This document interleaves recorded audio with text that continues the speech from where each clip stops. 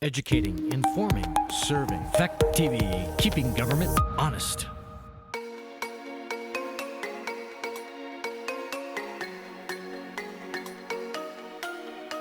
You are watching a Fact TV presentation of the BFUHS School Board Meeting. All right, first up, do we have any adjustments to the agenda? It's a special meeting, so we really can't make any adjustments. I knew that. Okay, so just so everyone knows, we added communication and public comment. But in order to move things along, there's not much that we're going to be able to comment on. So under 5B is questions and answers. You're welcome to do communication and public comment, or wait so you can have your questions answered, because the board is not going to be answering questions tonight. Andy might be, and the people who are here are going to be helping with the answers. Okay, thank you. So that being said, do we have any communication and public comment? Jiggs? If you could please just state your name for the record. Yes, Jim Jiggs McCall from Dulles Falls. I have two items I want to mention. I apologize to the public because this was issues having to do with the lawsuit that has been filed and that we are participating in. And last evening we had a chance to talk about it with our attorney, Pietro Lynch, and I had indicated, as did David Clark, that I thought that Pietro had a conflict of interest, that particularly on this issue, on the lawsuit. It's his firm that's one of the law firms that's waging the battle against Monsanto. There are other firms involved as well, but he's also trying to represent us on our participation in this. And as I said, I thought it was a conflict of interest. I'd like to paint a little story for you and see what you think. Let's assume that Mr. Fuddy-Duddy, a senior partner at Ropes and Gray, a very prestigious Boston law firm, shows up at Andy's office and proposes that he sign us up for a lawsuit against Monsanto.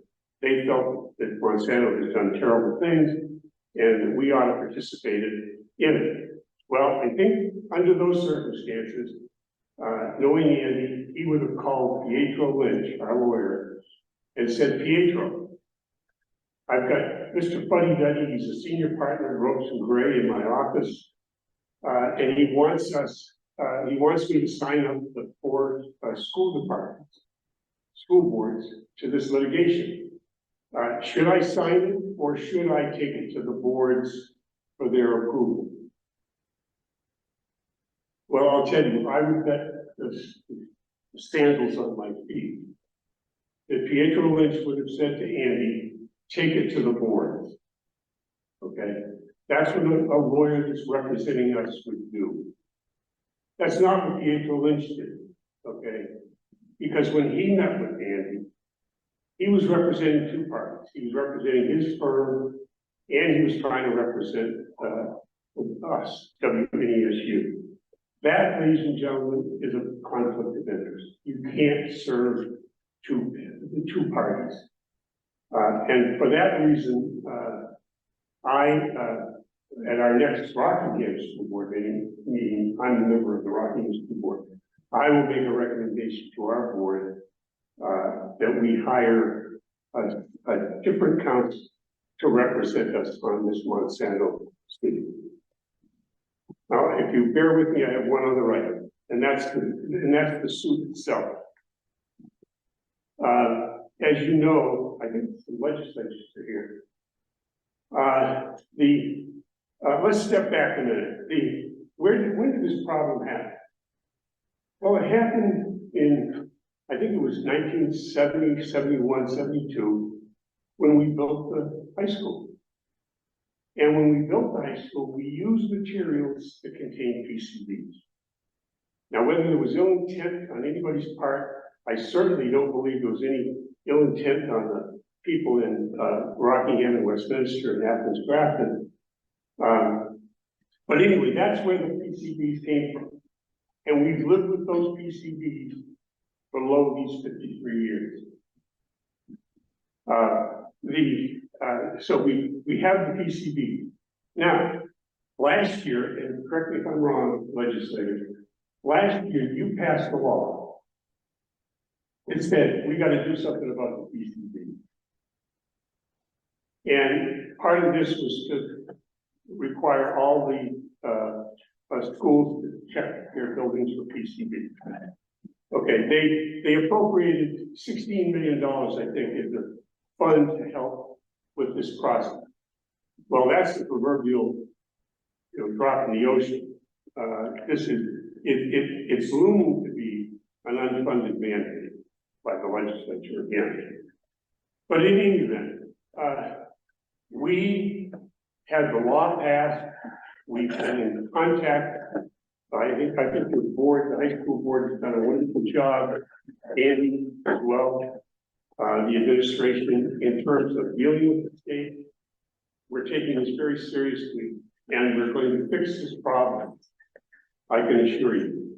And I believe that as we spend money to fix this problem at the high school or any other building that we might have fixed, we'll seek reimbursement from the state. Now, whether the state will reimburse us or not, we'll find out. But it's interesting enough that I believe the state has filed a lawsuit against Monsanto. Is that correct? So we have the state filing a lawsuit against Monsanto.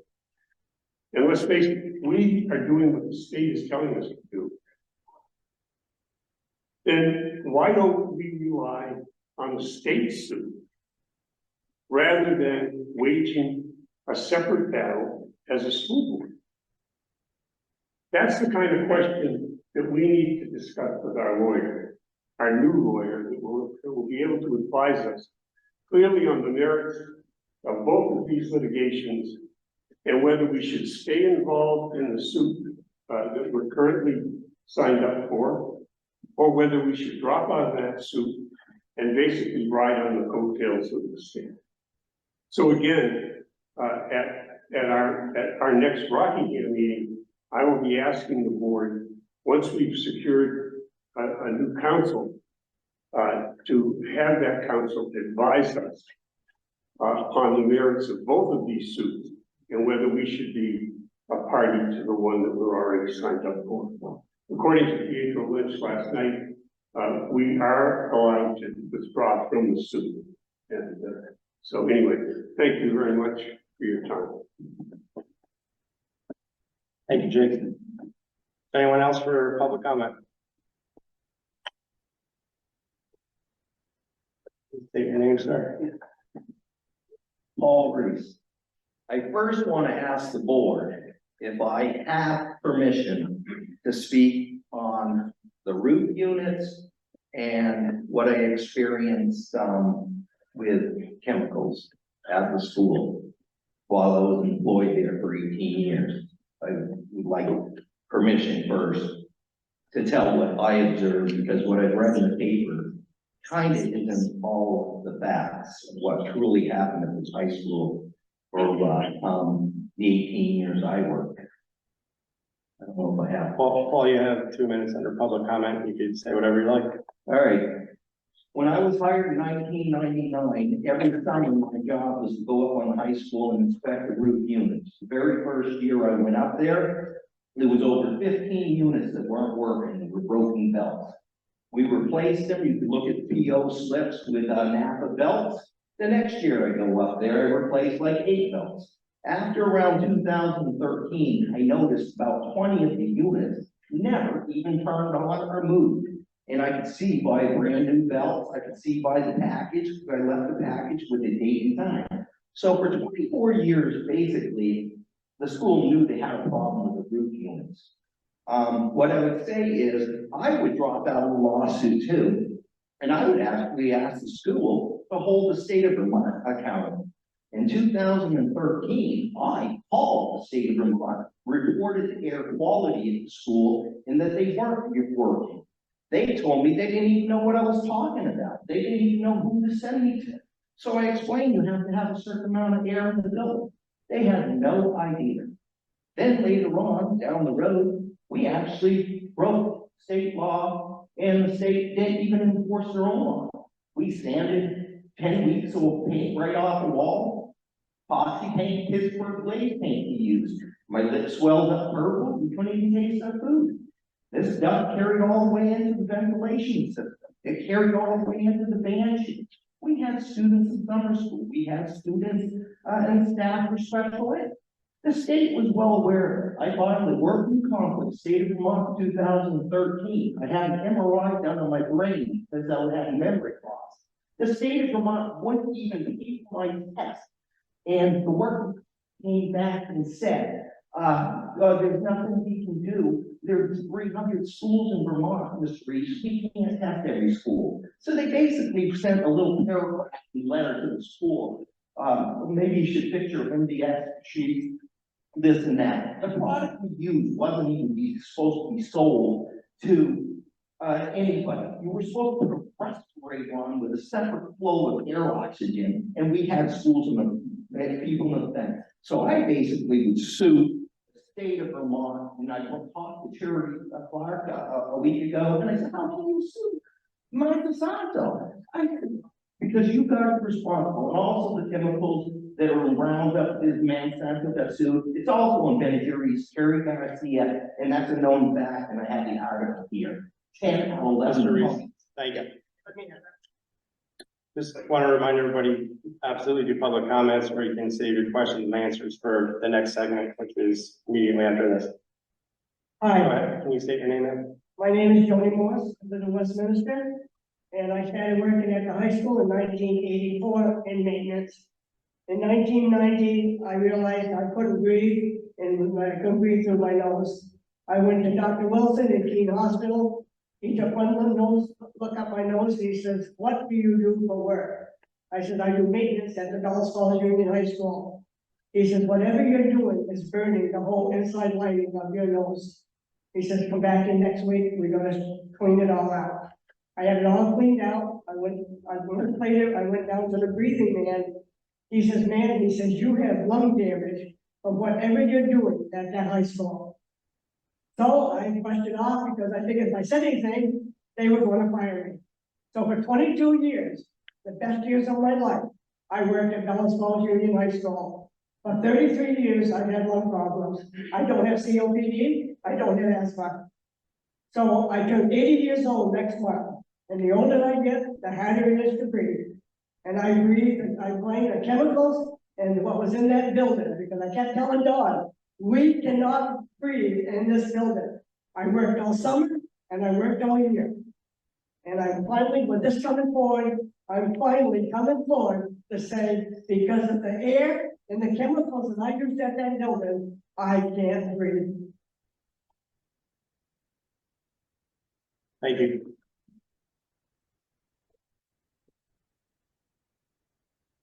Terry, I'm sorry.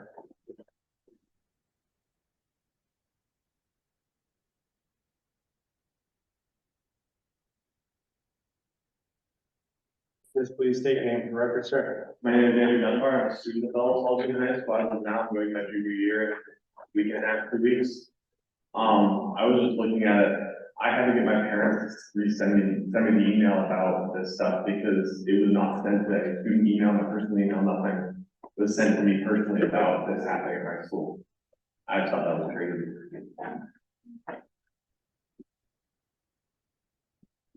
Thank you, Mr. Dunbar. Anybody else? Okay, seeing none.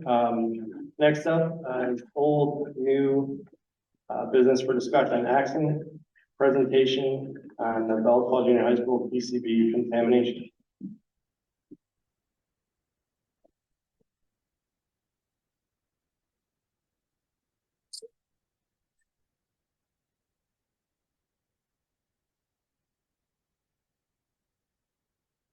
Hi, everyone. I'm Trish Coppino. I'm with the Vermont Department of Environmental Conservation. I'm here with Dr. Sarah Owen from the Department of Health.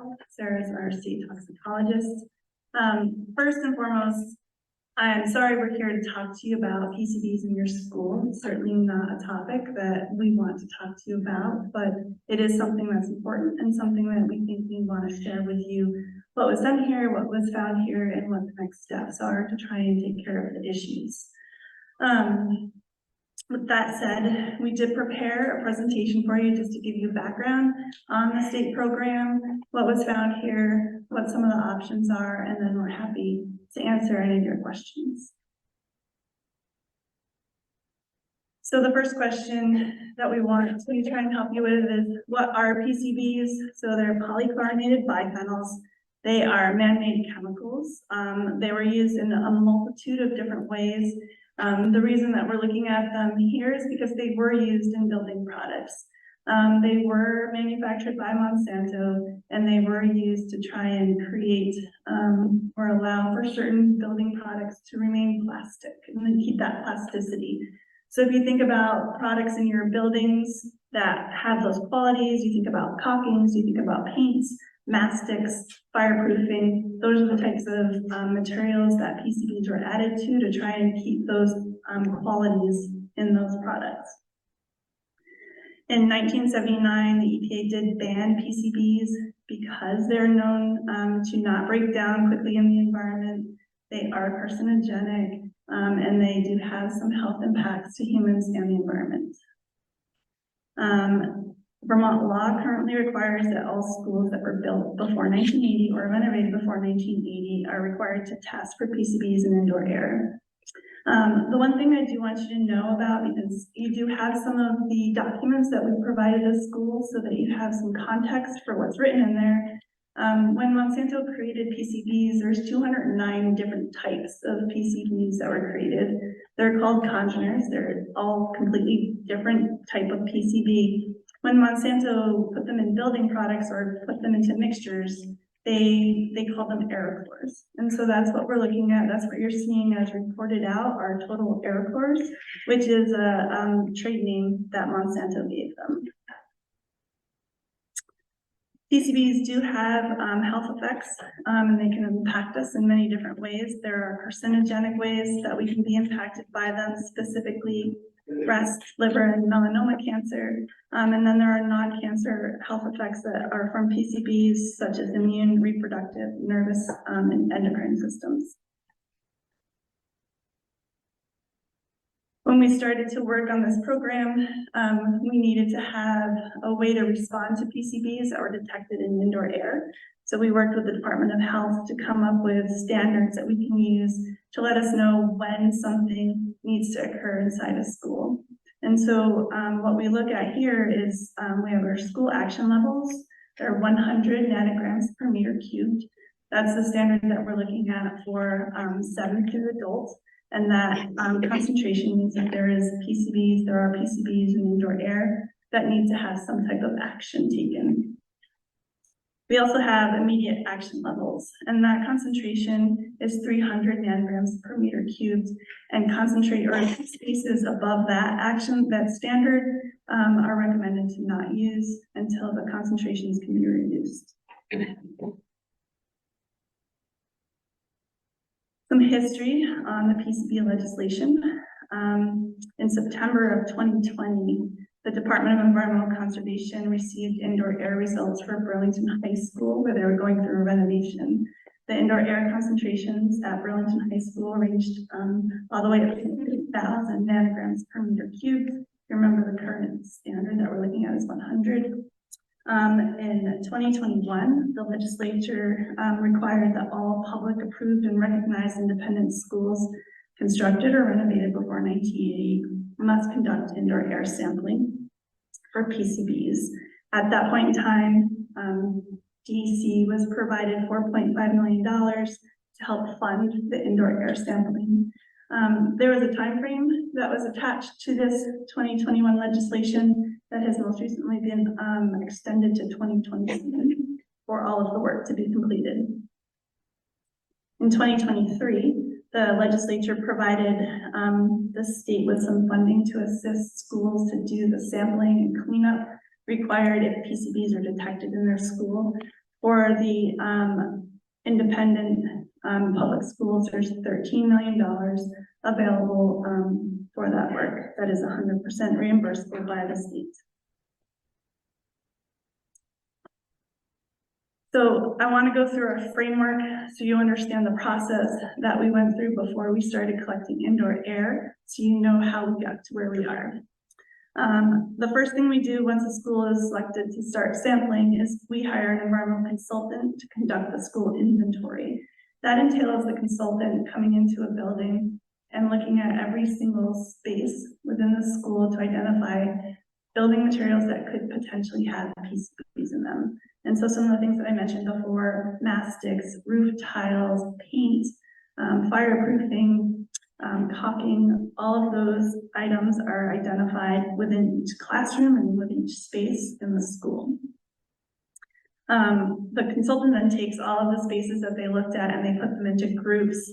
So spaces are comprised of potentially like PCB containing materials are grouped together, such as other things like similar heating, similar cooling systems, construction timeframes are also considered. Within each of the groups, the consultant will sample the indoor air of 30% of the spaces within that group. So if there's 30 spaces in that group, they sample 10 of those spaces. The grouping of the rooms together helps us in a couple different ways. If we have those 30 rooms as an example, and we sample 10 of them, the concentrations that are detected in those 10 classrooms or 10 spaces are used to help us inform what the untested spaces might look like because they have similar building materials in them. It also helps us with how we can provide some occupancy options for the school to use moving forward, knowing that PCBs might be present. That's the letter that you have in front of you, is the occupancy option letter that the Department of Health provided to the school to help them pick a way to move forward with the school starting in September. This is a horrible slide, I already know, but what I wanted to show you is what some of the grouping looks like from our consultants. So we get this huge spreadsheet where they've gone through the classrooms and they basically look at all of the different building materials that are consistent. They look at paint color, they look at ceiling tile, they look at rugs, they look at tile, and then they group all of the different spaces together for us to understand how to move forward and sample. This is just an example so you can see what one looks like that we get. And this is for the Bellas Falls Union High School. This is the example of the rationale the consultants give us, so you have an understanding of what they're looking at and how they put the groups together when they go through a school. So this is group 3, gymnasium, wing 8. If you look on the table that you have in front of you on those documents, you'll see that we have a group 3 section with the samples that were collected within group 3. And this is what group 16 looked like, and the reason why it was put into that group, or the spaces were put into that group.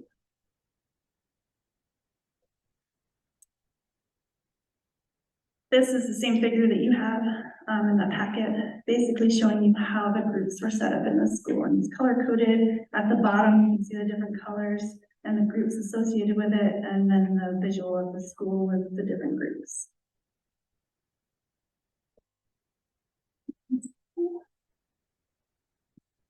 I wanted to be able to show you what our air sampler looks like. Oh, you have it, I forget. So what you see here on the bottom on the carpet is a pump. And that pump is pulling air through there's a glass cartridge at the top with what we call a polyurethane foam filter. And so the air gets pulled through that. The PCBs really like the PUF filter and they attach themselves to it. And then that filter is sent off to the lab, and that's how we understand what the concentrations in indoor air are. So the pump itself will run for 24 hours. We know how much air it's pulling, and then we can look at a concentration in the space. Some of the detections that were found in the school. So these are ranges for you. And they're also in the tables that you have, but the academic wing groups 12 and 16 The range there was 190 to 290 nanograms per cubic meter. When we're looking at the gymnasium stage auditorium spaces, concentrations range from 95 to 880 nanograms per meter cubed. And then some of the other spaces in the groups listed there range from 60 to 260 nanograms per meter cubed. So the next steps for the school needs to select an occupancy option that we can use to help implement for the start of school. This is going to help understand how long students and staff will be in school, what spaces they'll be in, and that's part of the document that you have there that we provided to the school. I understand the school has hired an environmental consultant, so that's great. We'll be working with BHB to work on the next steps, which would be ways to mitigate indoor air. So we're going to look at reducing indoor air while we get ready to start looking at what the potential sources are. And then the consultant will go through looking at the building material inventory that they did. They're going to go back into all those spaces and collect samples of the building material themselves for PCBs. So we'll start to understand what building materials have the highest concentrations of PCBs, so we can start to work on reducing indoor air concentrations. Once we have that understanding of the sources, the consultant is going to move forward with giving the school options for how to remediate the PCBs in the school, and then come up with a plan on how to do that and what that cost would be. Most people ask how long that takes, so I might just start with that right now to let you know. It's unknown. So we expect that we'll have hopefully a work plan from the consultant to start the building material sampling within the next 3 to 4 weeks. They'll go back out and collect the samples, send them to the lab, which is a time frame that we don't know right now, but the lab can take up to 6 to 8 weeks to get the results back to us.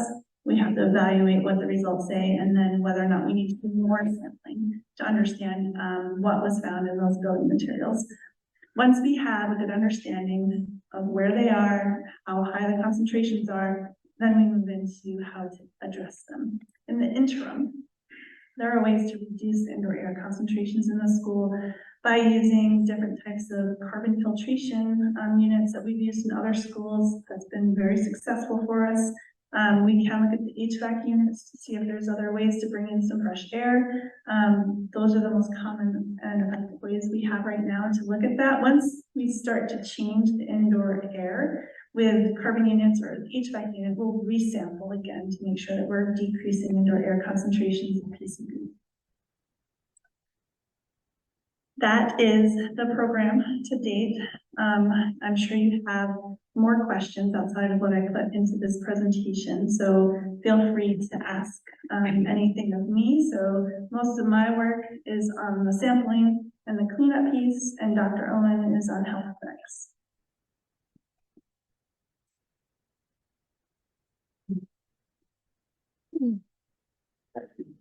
I have a couple of questions.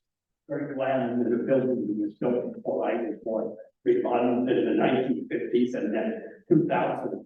But the areas not tested, they were not tested because you did not see the material necessary. The way the sampling program works is that we either will sample 30% of the spaces in a group. If a space in a school was built after 1980, we wouldn't sample it. Sorry, don't be lucky. I remember in seven, you're talking about sampling. We had asbestos in buildings. We were told you got to get rid of it and do this and do that. And there were major catastrophes during the sampling that caused the entire building to be closed down because of the sampling. Do we have something to worry about here with your sampling like was done with the asbestos? So I'm not really in the asbestos world. I'm in the different types of contaminant world, but most of the sampling would be, so if you think about window caulking, it would be taking a small piece of the caulking out and sending it to the lab, or scraping off a piece of paint and sending that to the lab.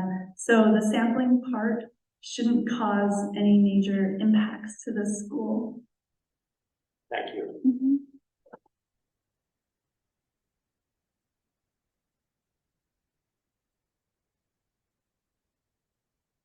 Once again, I'd be happy to assist you with any information I knew working there 18 years.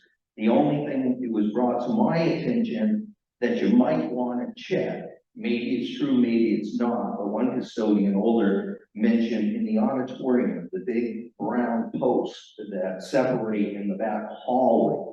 I was told at one time that those were asbestos, but long as they were painted with the brown paint, it was okay.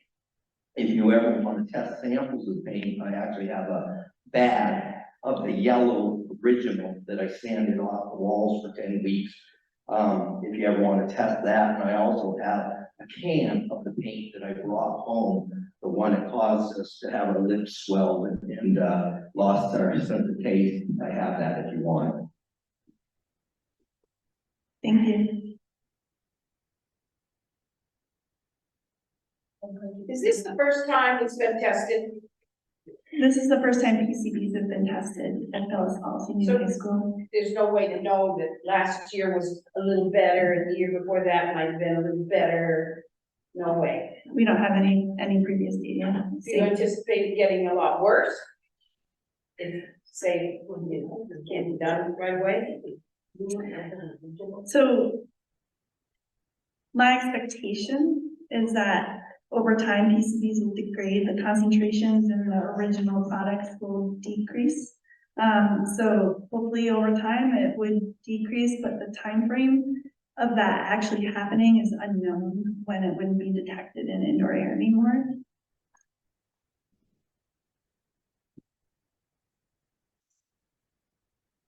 I would just like to say, as a student athlete, I was in that gym all winter, and we definitely had days, it was hard to breathe for all of us. And you could definitely tell something was up, but knowing how long this could take, does the school or the board have a plan of what to do for those athletes that are using these spaces for the time when they're not available, if they're not available during our season?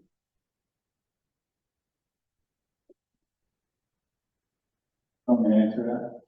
So, we are looking at, we're outreaching to other, venues that we can continue to offer the full selection of athletics, but also programming for all of our extracurricular activities, so drama, theater, all that stuff.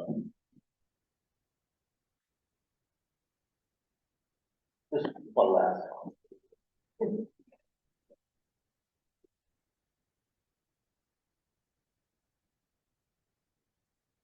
I was just actually wondering, are we going to get further explanation as to what our options are and like what's going forward?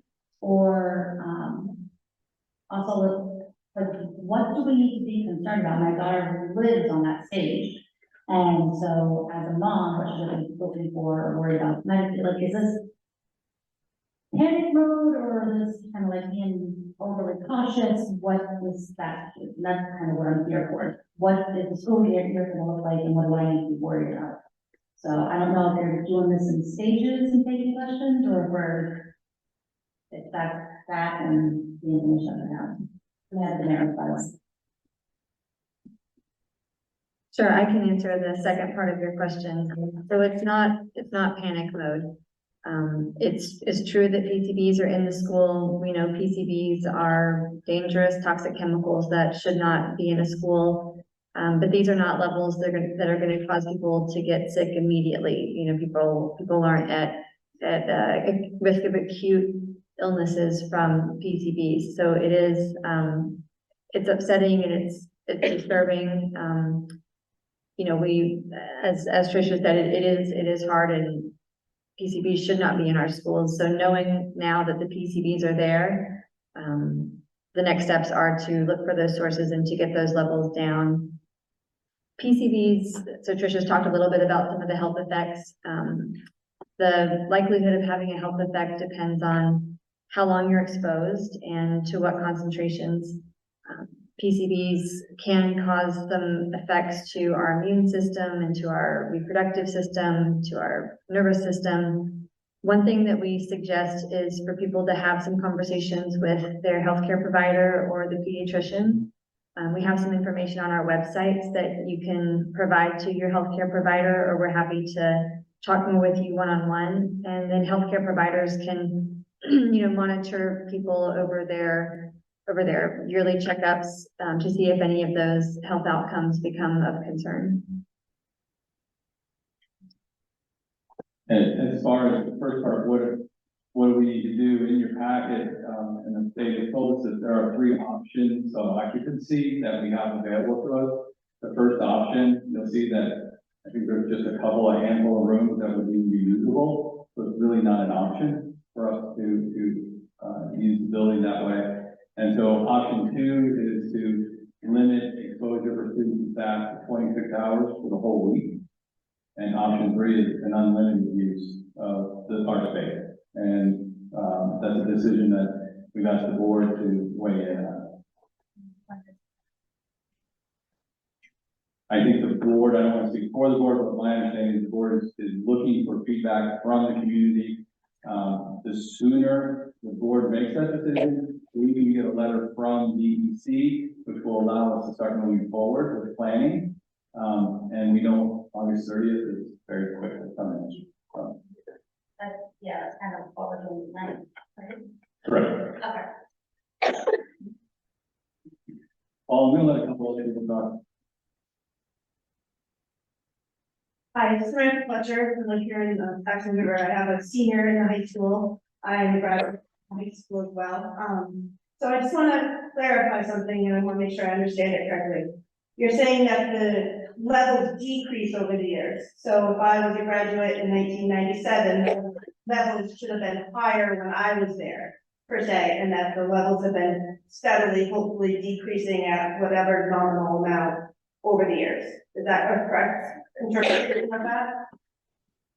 So to clarify, there has not been any study that I know of that has started with building materials have been put in the building, and then you start sampling for PCBs every year to see a decrease. The only thing that I can say is as volatilization happens, the concentrations decrease in inherent material. Thank you. And then I guess my biggest question is to understand, you have these 1, 2, 3 options. What things are the school board and or the district planning on trying to do if these kind of things don't work? A backup to the backup plan. So are there thoughts about reducing the amount of time the kids are in the school even further, like going partially remote? Are we talking about having tents outside so that they're getting more time outside doing, things in the fresh air? Obviously for the sports kids, it's an important thing, when we get and all those kinds of things, because that's more of an indoor thing. We're gonna have to find an alternate location for our kids to play. But, the locker rooms aren't safe, so we can't have our kids going in there painting for gym class and those kind of things, so there's a whole bunch of different things. And I just kind of want to know what that plan is. How are we limiting them being in the school? But I mean, my oldest son, is thankful enough to have to be there very often, an hour and a half, once every other day. So, based on his schedule, because he goes to tech, but it's one of those things where there's kids that have to be there from 7 o'clock in the morning and they can't leave until 4 o'clock in the afternoon based on what their schedules are. So how are we limiting that ability to have that exposure with the kids with their schedules? What are the plans for that purpose? There has to be some sort of action plan, so I'm just curious as to what that action plan is. It's a great question. We're still working on those action plans. Part of it is we don't know which direction the board wants to go in. And as you're planning, Orion and her team has been coming up with scenarios and plans, looking at tents, possibly modular, a reduced day, a reduced week. Some of those pieces of how we can get people out of the building and reduce those opportunities for exposure. Again, a lot of it is we need to get a plan to the DEC so they can give us authorization to begin that work. And so, it's why when we found out on Friday morning, and we found out Thursday night after hours, DEC, Department of Health and Agency, that had all met with us first thing Friday morning and began working on this plan. By Friday afternoon, we had our consultant on, and we're working as quickly as we can. We try to get this together so we could get that feedback and we can make those plans. So we are working on those plans and we're looking for as much feedback as possible. And could you make just a point of the areas that are above 300 and what the school is currently doing? I know there's been communication out there. I think it's a good time with everyone being here, that they can hear either the first time or a second. Yeah, Rob's point is, what have we done already with those areas that were feedback over 300, which is immediate action? We immediately closed those areas, which included the gym, the auditorium, and the locker rooms.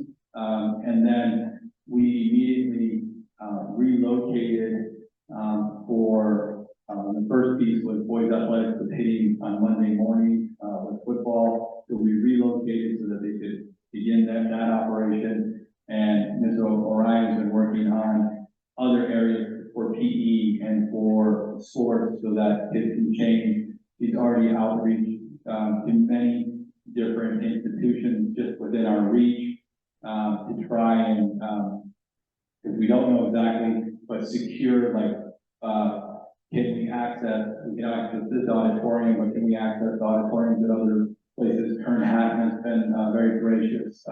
I know Mr. Ryan has spoken with Landmark, and we're talking with other schools to see so that we can continue operations as best as we can. So we are working on those things, but immediately those areas were shut down, off limits to all staff and students.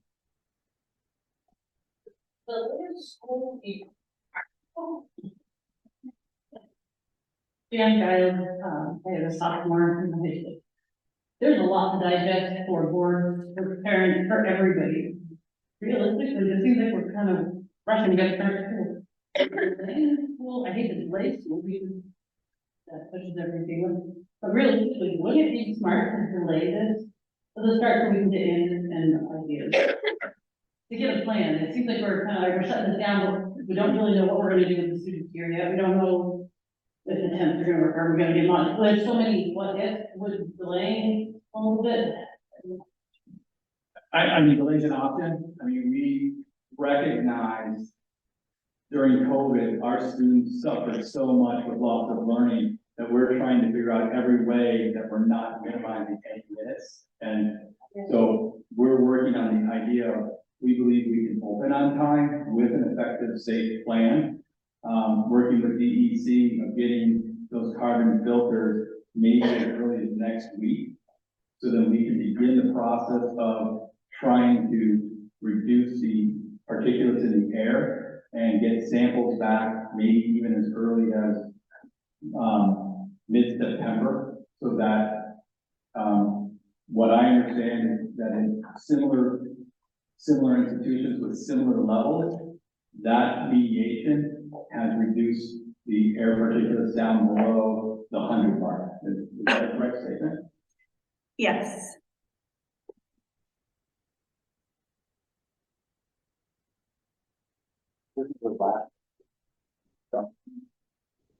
No, I just want to say, I have full confidence in the state and the board, the charcoal filters, and I do believe the school is safe working there 18 years. I do believe there's been issues and problems that need to get addressed.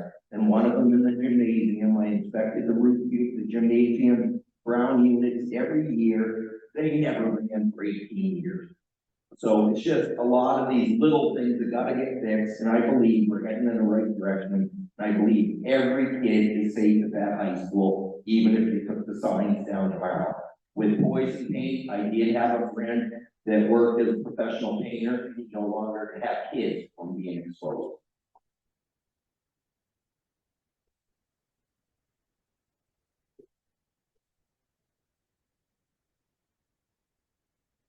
Thank you, Andy. Thank you.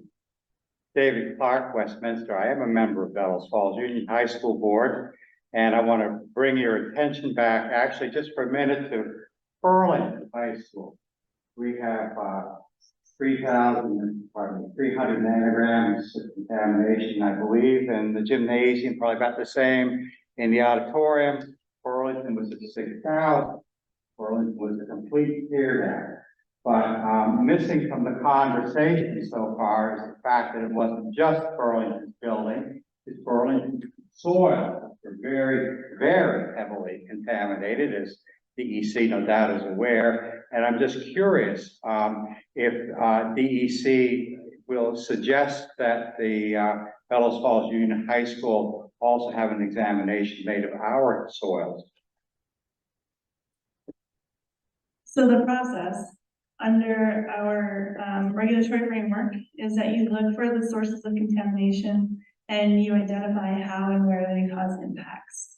So in Burlington High School, they had hopping in their windows on the outside of their windows that was kicking off and falling into the soil outside their windows. That caused the PCB's impacts to their soil. I don't know right now what sources of PCBs you have in your school. And until we know that, we can't identify where else we need to look. Thank you. Sure.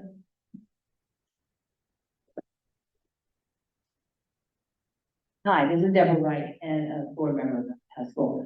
And I wonder if it would help people to understand, number one, how we absorb PCBs, where they're stored in the human body, and how we flush them, and what we could, I mean, if there's a natural flushing process, and how we could increase that. If there was any way, if medicine knows any way to increase the release of PCBs. That's what I thought maybe would help people understand where we are right now. Yeah, PCBs do have very long half-lives in our bodies. Trisha's talked about the 209 different individual types of PCBs. Some of them have half-lives that are 50 years plus, meaning that some of them will stay in our bodies for a very long time. They are fat soluble, so they do stay in our fat. Most of us don't shed a lot of fat. One way that you do lose fat is through breastfeeding. It is passed from a mom to the newborn. There are lots of other chemicals that are also in that category, but there aren't any medical techniques or approaches that we can use to flush PCBs out. Doing what the school has done, taking the rooms that are the highest out of use is exactly what's needed. Recognizing the problem and taking steps to get the sources out so that those levels come down. Thank you. Can you measure PCB in a human body? If I was to go and get a test. Yeah, it is possible to measure PCBs in the blood, but we don't recommend it. One of the reasons is that there's 209 different PCBs, and so having a conversation with a healthcare provider about which 209 to test for is really difficult. In addition, we're all exposed to PCBs through our diet. Since they are fat soluble, they are commonly found in fish, and fish can be a major source. But PCBs are also found in other products that contain fat, like butters, meats, milk, things that we all consume every day.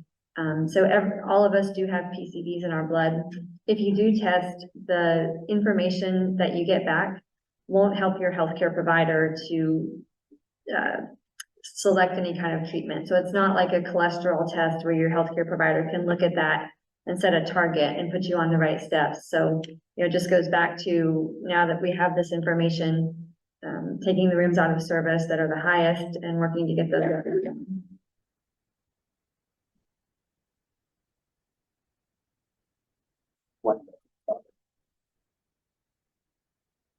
I appreciate this meeting. I have no children in school, but every one of those students is my child. That's what I believe. And the staff are my friends. And I really appreciate this meeting, especially, I think you've answered questions even though you don't have all the answers and you answered them honestly. I'm wondering, as we go on, quickly, for instance, the filters are in and you've taken a sample, how quickly is that information going to get to citizens? So there are variables in everything. Once the filters are up and running, we want to make sure that they run for a good amount of time to start to recirculate the air. So we'll look for at least a week to have them running. We are working with the state lab to try and get a fast turnaround on the results. So like I mentioned before, our air sample is 24 hours. So we would do a 24-hour sampling event and send it to the lab. If we can run it through the state lab, hopefully we get results back in 4 days.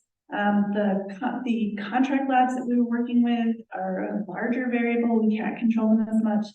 The results that we get from them can range up to 3 to 4 weeks sometimes because they're really, really backed up. There's only 4 labs in the country that do the sampling for us. And so we have inundated them. And part of my question was also to the board and the administration. Once you advise them, how are they going to get that information to us quickly? I know the media, but not everybody buys the newspapers. Do we have something set up, the website at the school or whatever, that I could check daily to see, there's an update? So we have some form letters that we can provide the school that they can send out through whatever mechanisms they have to notify the community. We put stuff on our website, but I saw Andy also has some other ways to share information. Yeah, we would begin with our school messenger system. I know that doesn't go to the greater community, so we would work with local media, but also with different towns of how we can get that information out to community members as quickly as possible. We do find social media tends to travel things very quickly. That's a form that we use a lot of, is to get that blast out. Getting it out to we'd be working with everyone to get it out as fast as possible. So as soon as we're getting information, we're trying to push that information out. I want to also just say, when we got the letter from the state, we had 10 days before we released this information. We felt that it was not correct to hold on to this information for 10 days. And we wanted to get it out as fast as possible to our community because we know that it's important. And so our goal is to be transparent, get the information out as fast as we can, and it's accurate. We're not trying to put out misleading information or confusing information. We want to be accurate and transparent.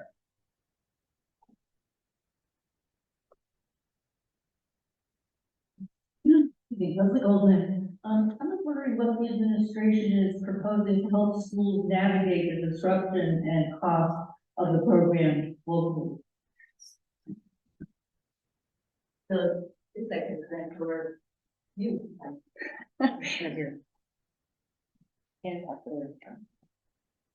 The best that I can say for my directive and Sarah's directive is to try and ensure that we can keep students and staff in school as much as possible, which is why the health department came up with the options that are available to try and allow for more in-time classroom activities. We're supporting schools as best we can through helping them purchase different spaces and use different spaces and trying to provide funding to access those other spaces when alternate options are needed. I have my staff basically turning documents around within 5 days. So we are doing the best we can to try and support the school in our process, and we're trying to meet with everyone whenever we're asked to. So we're providing as much support as we can. That's the best I can think of. If I could follow up. So when you say support, are you thinking financial support as well as intellectual support, and how does that work? So the financial support, we are reviewing all the work plans and documents that come in from the consultants to make sure that what they're proposing to do is going to be effective and cost effective. So financial support in that way.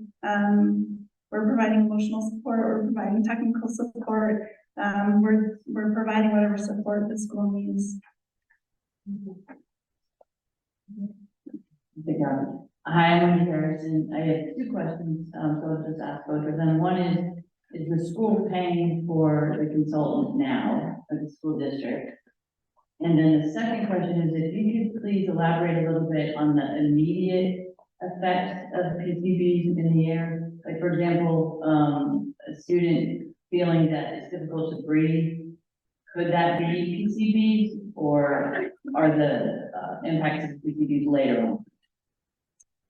So to the consultant piece, the school just retained a consultant, and as far as I know, no work has happened yet, so all of the work with the consultant has been funded with the $4.5 million that DEC has. And in terms of PCBs and health effects, things like difficulty breathing wouldn't be expected from PCBs, especially at these levels. But if there are issues with air exchange and poor air quality, things like CO2 can be problematic in air. Hi, Sam Fletcher again.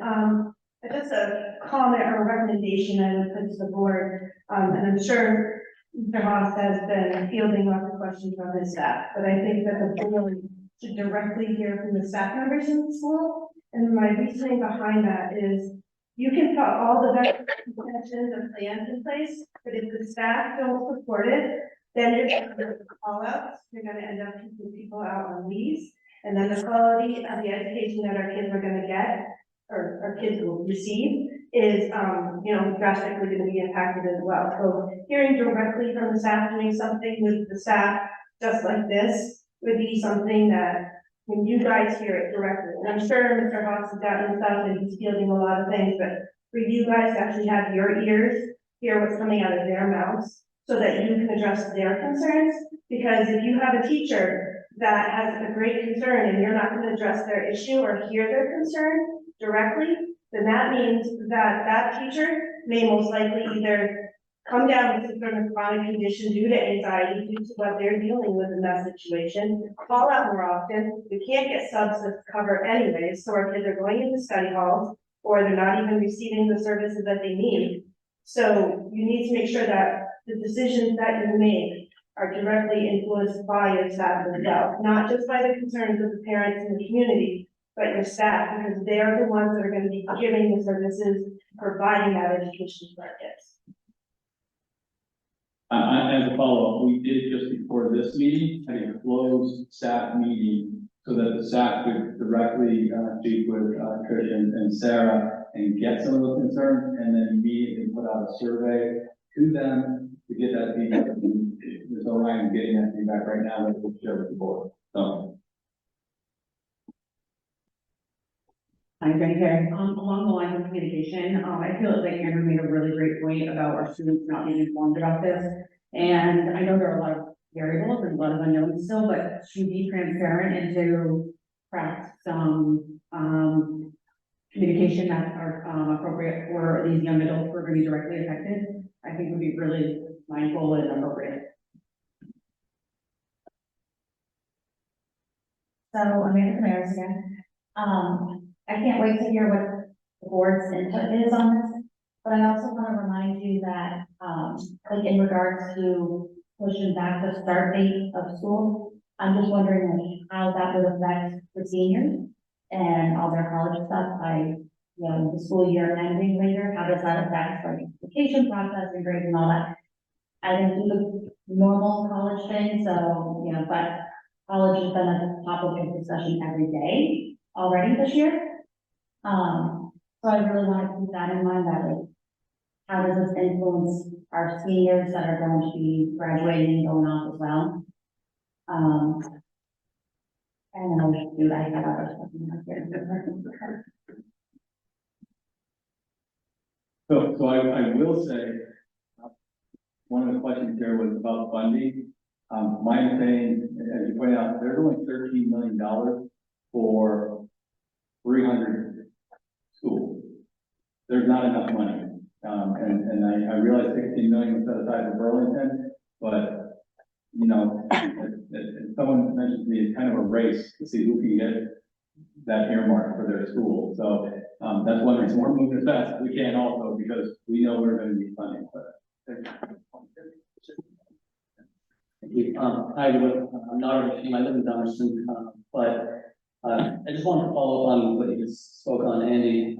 Regarding the 13 million, it is likely already spoken for. However, I did have a conversation earlier today with Senator Campion, who is the chair of the Senate Education Committee, and there is a strong drive to make sure that additional money is appropriated in this upcoming budget to replenish those funds, to make sure that we're helping schools through the remediation process. Just wanted to throw that out there.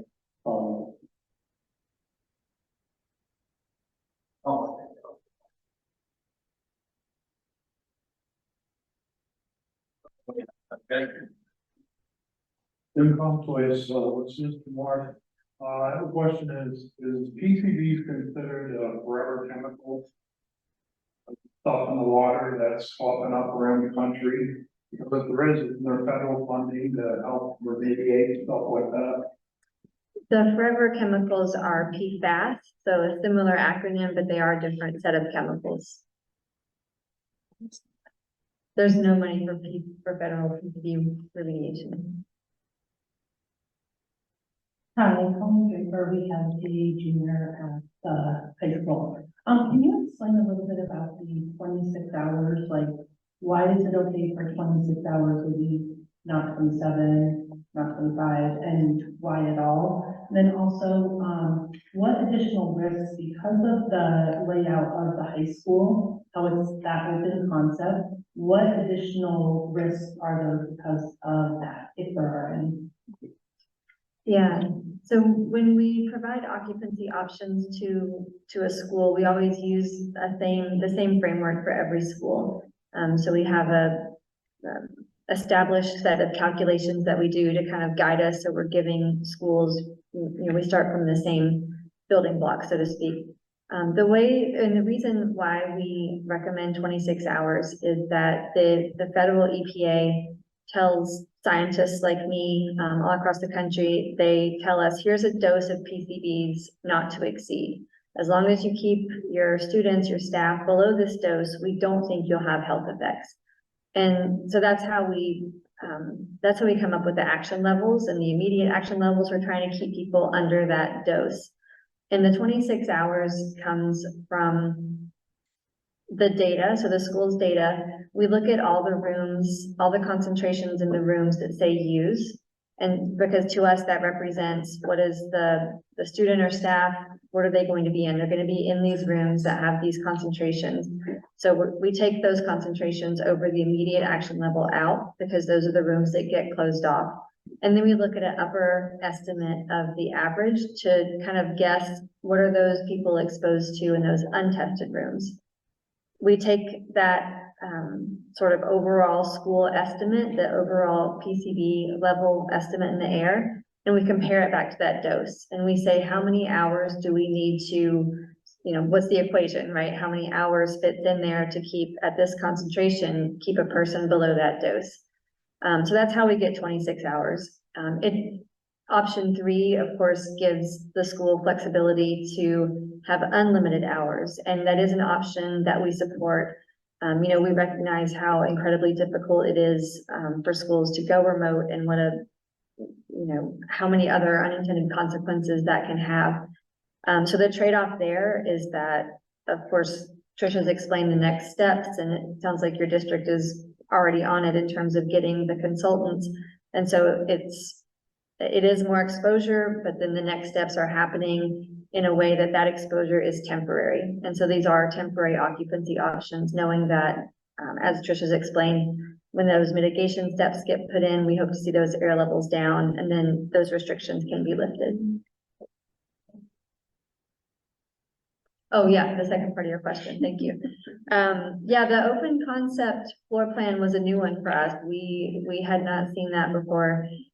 Luckily, most of, or actually all the primary occupied spaces, all those classrooms, we exclude bathrooms and hallways. Kids and students don't spend 6 hours a day there. They shouldn't. We think they don't. but all of those spaces were below that immediate action level. Some of them were close, 290 is close to 300. So they are used, but again, recognizing that they are over the school action level, that lower level of 100 means that those sources are going to get addressed and those levels will come down as well.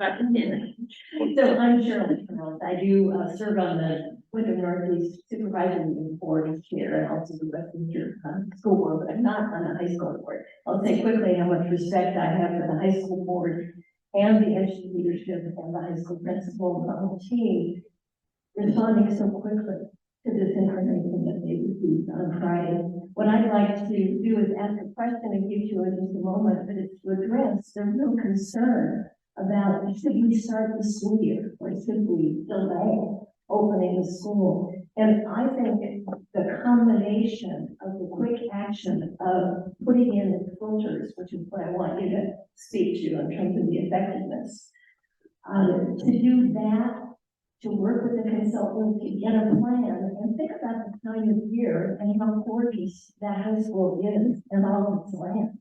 Think about what we did during COVID and open the doors and go outside. Nearly any class can be outdoors in the fresh air and be productive.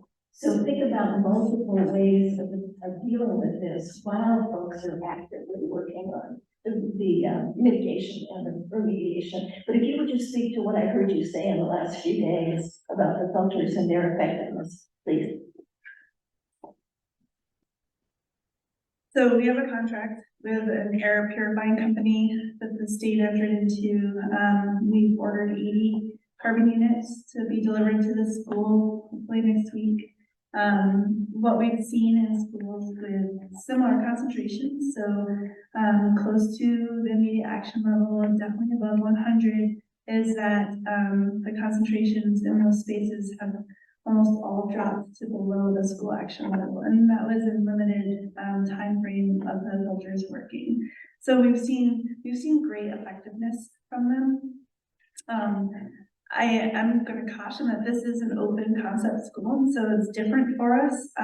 But what we've seen in other schools with similar concentrations, we've seen great reductions in indoor air concentrations.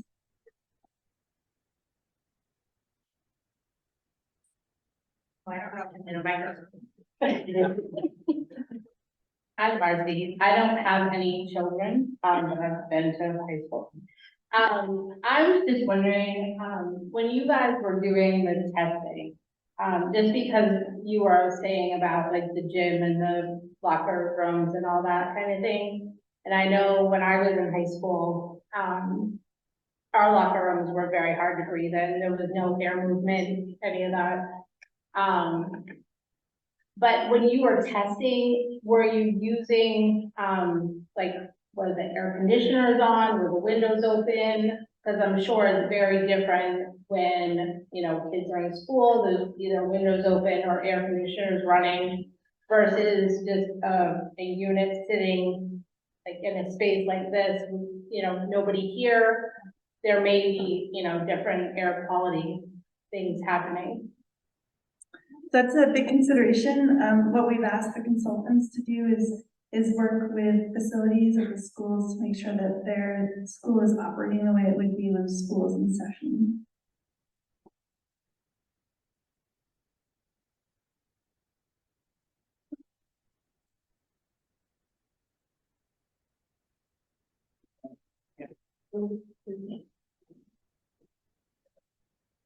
Just had a request to introduce ourselves. I'm Wendy Harris, and I'm one of the 2 state senators.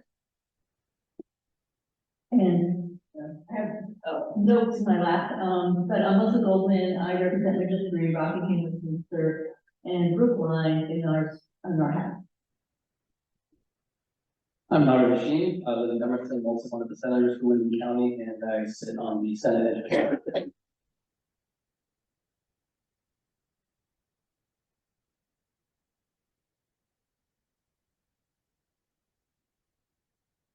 Back online real quick.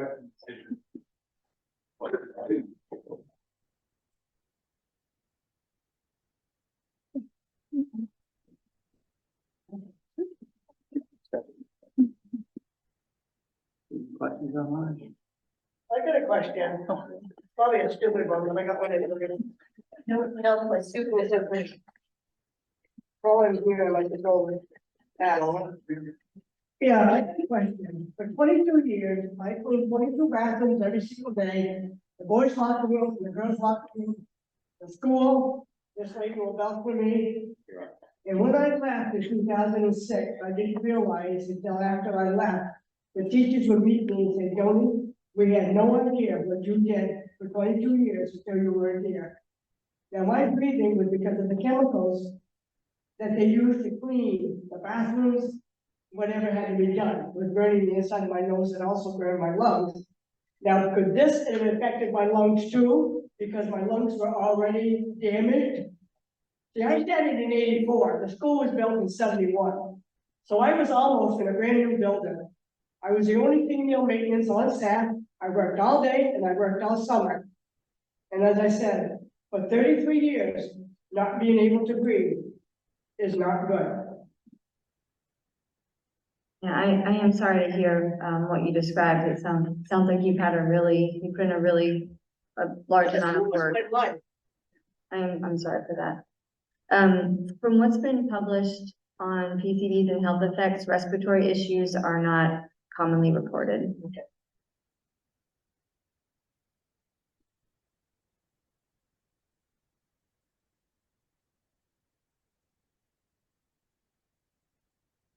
So looking at the gym, which is the highest reading that we've had, but is there realistically, it was at 850?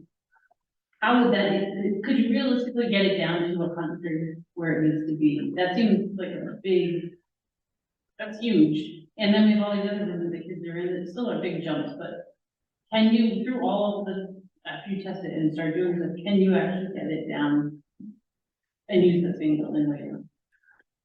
So for mitigation purposes, using carbon filters alone in large spaces has been difficult because usually there's just so much air movement that needs to happen. So we've definitely focused on a lot of the classrooms to make sure that class activity can still happen. In one gym space, we did have success by increasing the HVAC and airflow that was happening in there, and I understand that that's a potential. We'll definitely be working with the school's HVAC contractor to look at how there's the ability to potentially increase airflow, specifically outside air, into the gym and see what happens. If there's a potential where we can actually identify the source of PCBs relatively quickly, there's ways that we can try and reduce their emissions, and then, remediate them later. So I don't want to give you false hope that the gym and auditorium will also fall quickly with carbon filters because they are large spaces, but we've had more success with classrooms.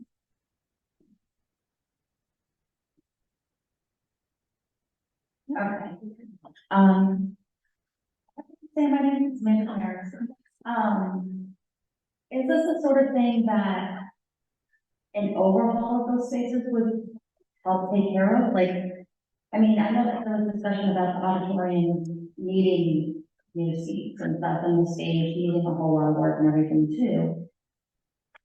Is that something that, like, a renovation can help clean this stuff out? And then, so that's my first question. And then I do remember what I was saying, and I'm sorry, Andy. Now that this has been brought to light, what's the status of like the other schools in our district? And like, I know Westminster's done, but are we like gonna be jumping on the other schools, or like are they going to new to have this problem? Can I take that second question? You all can answer the first part. Is that fair? So Westminster was tested, and there were no PCBs detected. The high school was originally slated to be done in 2025. We worked with the state to get it moved up, which is why it was done now. Central Elementary School has had their preliminary walkthrough, I believe, and so I don't know the actual date, but air sampling is about to take place. The middle school would be the next in that list. I don't have it in my head, so I'm sorry. And then Saxon's River, would also be in there. Grafton Elementary School does not need to be tested because it was built after 1980. I forgot the first part of your question. The renovation aspect, Oh, renovating the space, is that going to? or is that gonna stir it all up? So the recommendation is to always know what the sources are before you start a renovation project so that you don't actually stir stuff up and inadvertently release something that you didn't know you were releasing. So identifying the sources and then looking at the best way to address them. I'm gonna grab Jenny and write down.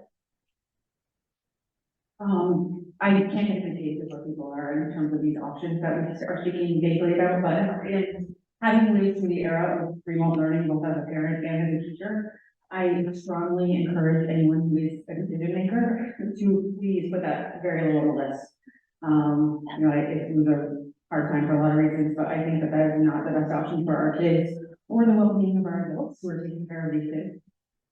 Second thing I wanted to say is that, or it's more of a question, but is there, once we sort of make progress in this issue, is there ongoing monitoring of this? Is there a system to monitor going forward on the regular, rather than having to do these bigger tests after, or, with longer periods of time between them?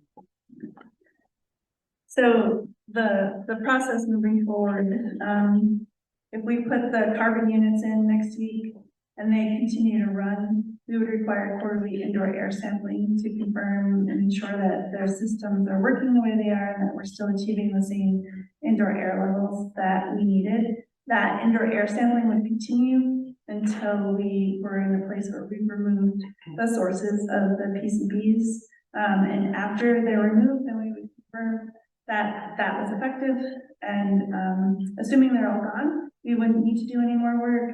If we leave PCBs in the building, so sometimes you can't take it all out and you need to put some sort of covering over them, we would look to ensure that that covering is continuing to work. So that would be a long-term obligation that would need to happen. Like Sarah from I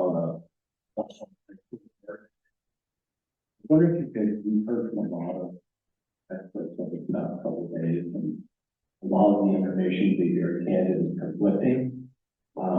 So could you help scale the school action level, the 100 nanograms relative to the cancer risk, and at the state's level is goal target 15, and action level is 100. We've got obviously some rooms that are much higher than that.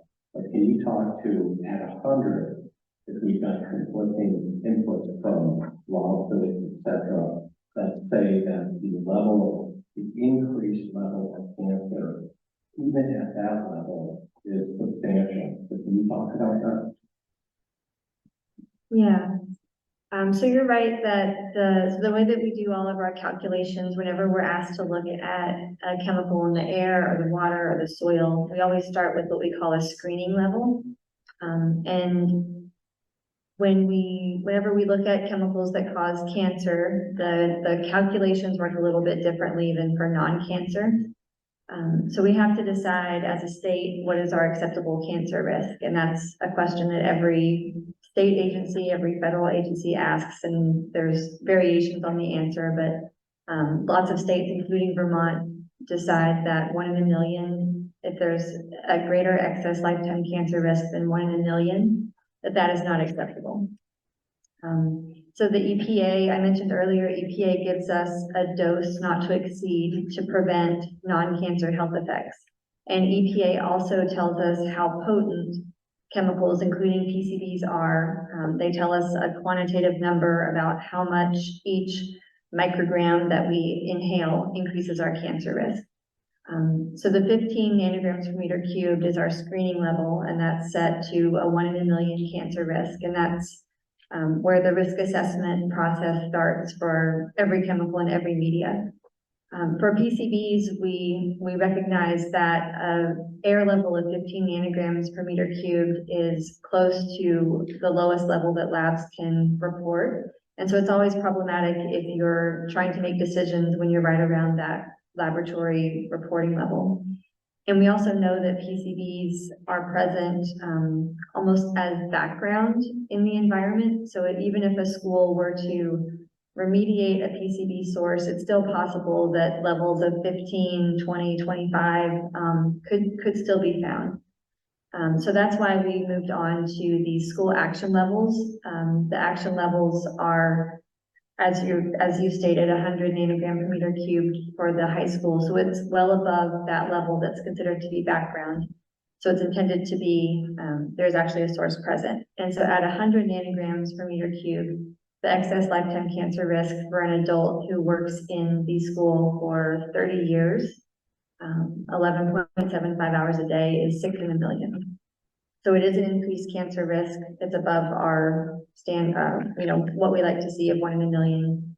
But it's still somewhat acceptable.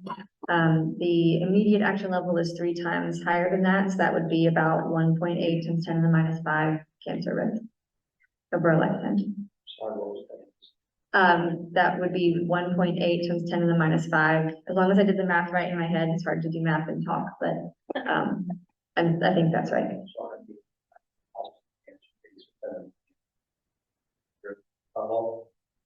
So the way that the excess lifetime cancer risk works is it's hard to take that and say on a population level, if there's 300 people in the school, how many will get cancer? So there's really no way to use that to predict how many cancers. It's used more as the numbers we put in for our risk assessment, because cancer does depend on so many other factors as well. Well, I will follow up, as a board member, I hear a lot of comments that include we hope and we think, and no disrespect, but we're talking about student and teacher healthcare. But I take it very seriously. I think this is a significant issue, and I, as a board member, I'm going to push back on kids' time in the school based upon that risk. If you think about it, Monsanto was in the same place back in the 50s and the 60s, and they decided we're going to keep the business running even though they had the bad data, the negative outcomes, and I don't think we want to be in that same position. So, just speaking for myself as a board member, I think this is a really serious situation. We have to take some pretty dramatic steps to protect our students and our future.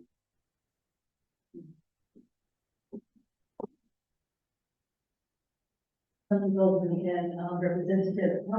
I don't think there's an answer to your question, but Rockingham Voters does pass a $1 million bond for HVAC work at the high school. And I'm wondering, and I'm sure there's an answer yet, but the board will have to think through how that is now impacted by the PCB detection. So I just want to put that on the table so we can understand how that all intersects.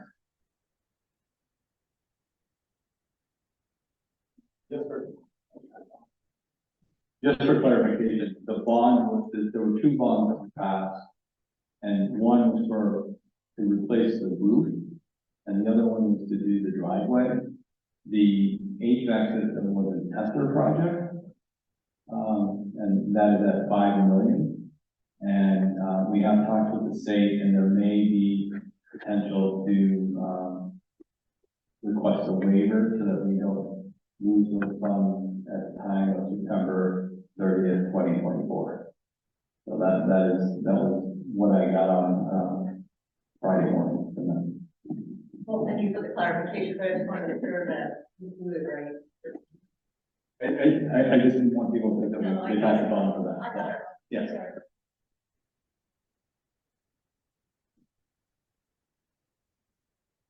Hi, Amy Minister. I am in Denver. I just had 2 kids graduated recently, and I haven't been from a freshman. And I'm just wondering, I know you guys are working really hard. When can we, as parents, expect to know what the plan is so that we can make decisions? Because we're really late in the game.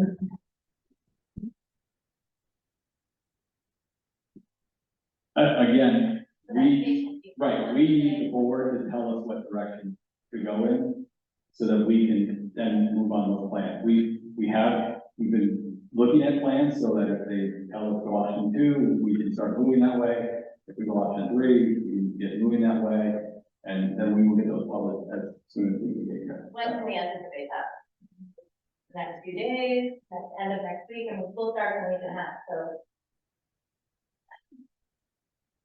Defer to the board, I guess that's my question. So Tammy, we're gathering information as best as possible so that we don't just jump to conclusions and then do something wrong. And we've been working on it every single day. I know you have, but this is good. And I have 2 kids in the school too. And, as Mike said, we're taking them pretty seriously. And I'd like to echo what Jenny said, that remote learning, our incoming freshmen are already behind, quite significantly, and that would not be for myself and my child, that would not be the preferred choice.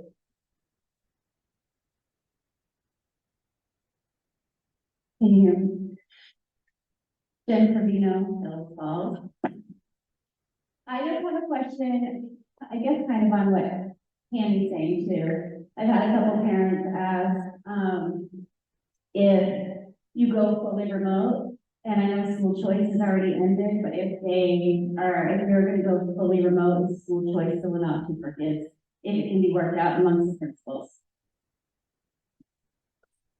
I had an email with someone at the state today about that.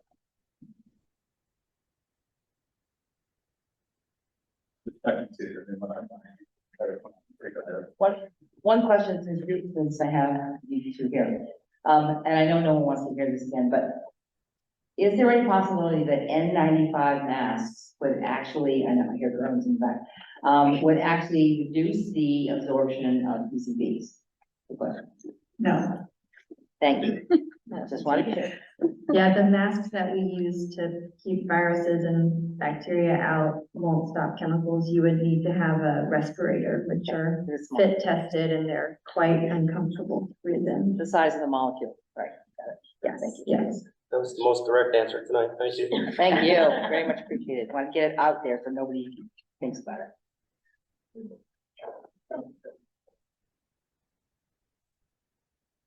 Nobody online, maybe? Sorry, nobody online? Nobody online.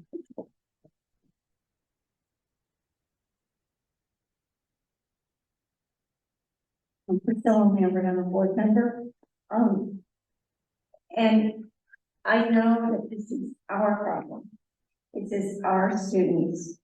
These are the ones that are impacted. These are the ones we're concerned about. But I know one question the board members asked the other night was other schools in and close by.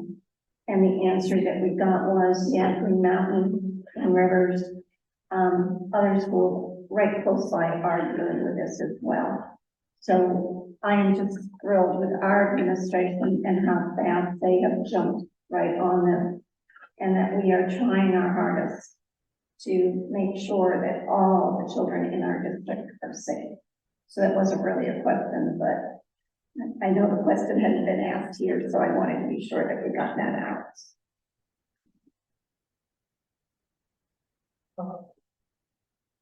I don't know, Mike, but can we get the board's view on things? Like, that's what I kind of thought we would get that information tonight, like, where the boards are sitting on this before.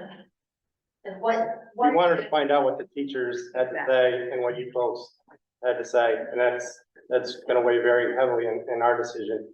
So we're all in this together. Well, then, I thought we would find out tonight, to be honest, what the staff had said, so that we could come up with try to figure out a decision tonight, an option tonight. But now I hear that we're not gonna know for a day or two until they complete their survey. So we can't move without knowing what our staff, the teachers are comfortable with.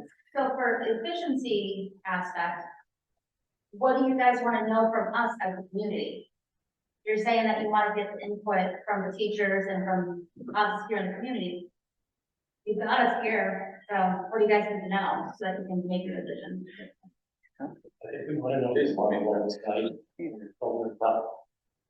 Yeah, what option you could do Would you choose 26 hours a week? Well, you haven't really control that. The options haven't really fully been explained either yet. So that makes it hard for me to say, oh, this is the one that I can choose, because I don't thoroughly know what those options are, which is what I thought I was coming here for. So if we could kind of cover, what are the scenarios that we're looking at? Like, what are our options that you're considering, so that we could give you input? I'm not really on that, thinking that's what we're. Yeah, email that to you. Again, I review, and even we all want to go remote, I think that's a really important point to be made, that you want to stay in school. I think then it leads it to sort of two pieces of, do you want to reduce their hours and sort of reduce that risk that we're talking about, or do we send them to take on that risk and you just send them full time into the building, knowing that it's a not risk. So at that point, that's where we're at. But I haven't noticed their parent survey gone out, reach them, and only couple, there's not a lot of parents here. Is there something that we could go out to the parents and get a wider spectrum than just our opinions? Yeah, this is a pretty small cross section here, less than 1%. I agree. Yeah. I agree with you. Well, and I'm a board member, so I would have been not just being a parent and not being on the board and being involved in the 5 meetings I've been involved with already. If I was not on the board and getting that email Friday afternoon, you bet your butt I would have been at the high school meeting on Monday night saying, what are you people doing about it? And there were like maybe 5 people on Zoom. That was it. So it's kind of discouraging. This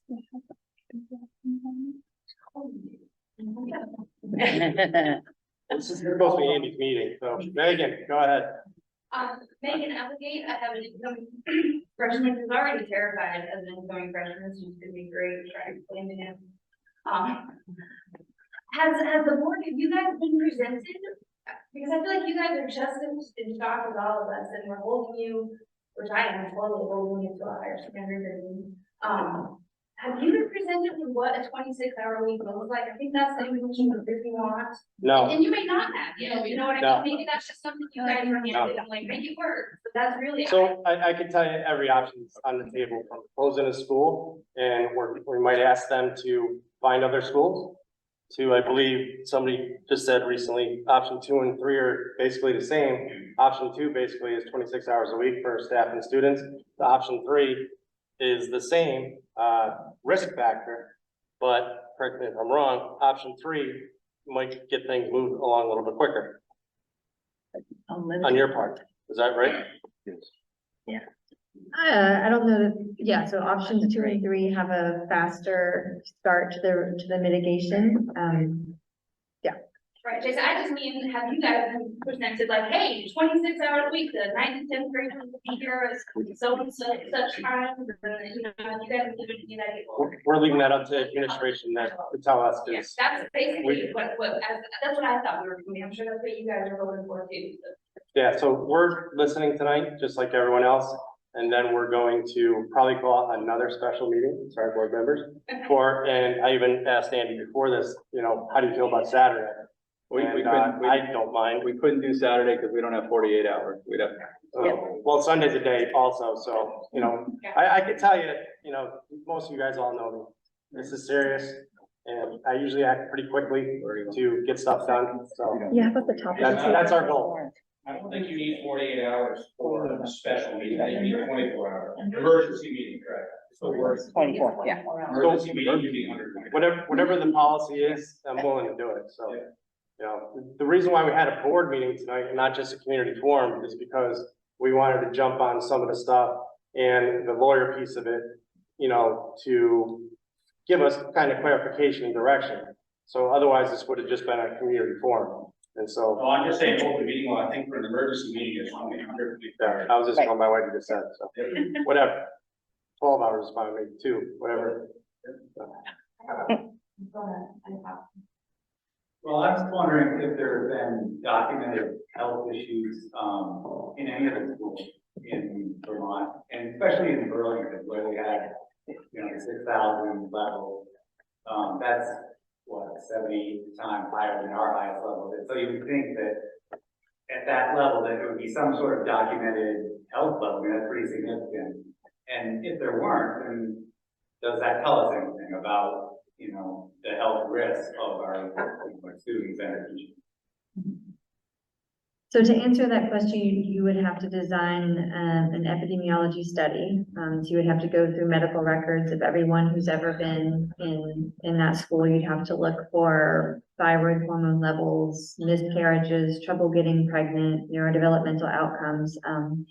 So it would be a research study that would have to be funded by some agency. You know, we as the health department don't do research. There would be some issues with doing that study because the population size is so small. Even if you look at the history of Burlington, epidemiology studies are notoriously difficult when you have a small population. So, you know, we've definitely talked with folks who have health concerns all across the state, but there's been no official study of it.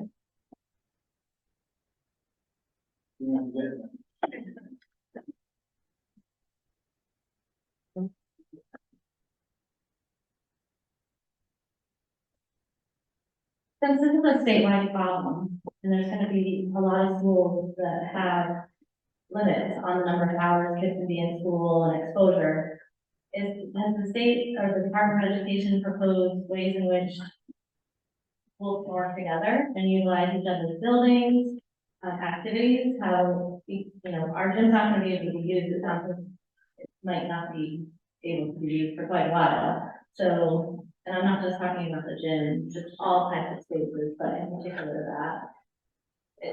They have to have a plan, they can't just say here. I can answer the gym question, because that's pretty important. As well as everything else. All spaces too. Right. We're all gonna be dealing with this, so there's So- a broader. We had a building and grounds meeting yesterday with the athletic director, and he's been, for the gym, he's been aggressive, contacting other schools to secure spaces for that, for worst case scenario. I think our goal is to first find out where it's coming from and then tackle that. Right. So that's the only answer I I have. just wonder if statewide there's an initiative to deal with this broader problem that many schools are gonna be having, not just our school. I don't know. Yeah, I think the Agency of Education, unfortunately couldn't be here tonight. That could be directed to them. So I just want to say, my recommendation to the board is to figure out a way to keep our kids in school as much as possible without taking them out into a remote setting, because it is a failure, no matter which way you take it. Keep them in school, find alternate places for them to be, if that is what it takes, but keep them educated. You know, I have a 8th grader gonna be a 9th grader, so this is something that's gonna impact him. And going through that, I have a senior that's graduating this year, it's gonna impact him. So, you know, and there's so many kids in our district that are disadvantaged. There's also so many kids that are suffering as it is already. So keep them in school, find ways to do it. Put them in the portable trailer.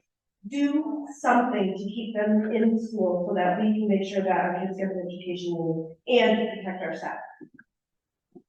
That's my recommendation. Rob had a question. Hi, June Streeter.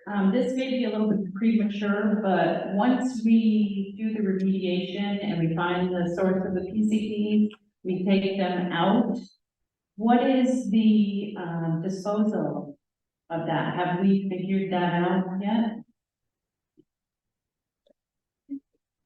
So the way PCBs are regulated now, any concentrations that are greater than 50 parts per million, so a different unit than what we're talking about with micrograms or nanograms per meter cubed, are regulated as a hazardous waste and need to be disposed of outside of the state of Vermont. So there's no plan, other than that it cannot be disposed of in Vermont. Well, the plan is that it would go to an acceptable facility either in New Hampshire or outside of Vermont.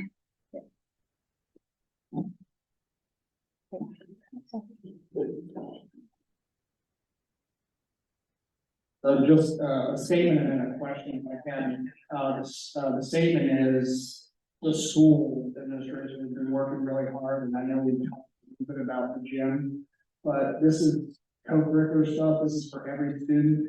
So we're talking about the auditorium, the drama area, and the school is working really hard to look at all of those things. So I want to make sure everyone knows that there's plans being put in place. It's not just for a certain group of people, it's for all the children that are in school. That's my statement. The question is, if the board or when the board chooses an option, is there a way to change that option over a period of time depending on certain circumstances? And if so, what are those circumstances?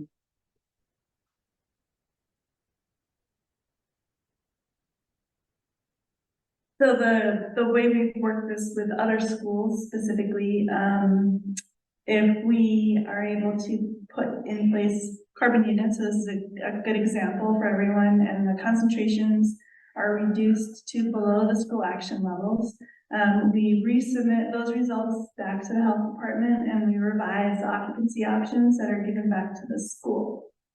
Can I follow up on that? Just a suggestion, when we're sending out communications to the parents and students, can you put together maybe a frequently asked questions, document so that everyone kind of knows what's going on together? Like, that's an excellent question. So I think, that'd be absolutely one of them. We do have a lot of those FAQs on our website, so if that one's not there, we'll add that one. Do you want me to mention the occupancy options that you put up? Okay. If I could just say real quick, as far as administratively, we are, regardless of what option goes, we are ready to look to bring in tents, whatever we need to do to minimize, whether we go option 3, we're going to minimize people's time in buildings, right? So whether it's 2 or 3, the piece we need, and the reason why we need option 2 or 3 is DEC needs us to tell them what our option is, so they can provide a letter to us so that we can then begin those purchasing for reimbursement. We can't purchase anything right now under 100% reimbursement until we give them an option. So that's the reason that we're trying, we need an answer on what option we go on. But I think regardless of what those options are, we're going to find ways to keep kids out of, and staff out of the building and minimize their exposure in that building. So, and just want to be clear that it's not that we don't have a plan or have plans, it's they may adjust based on those different options, but we can't even move forward until we get them an option. But if you want to talk about different options.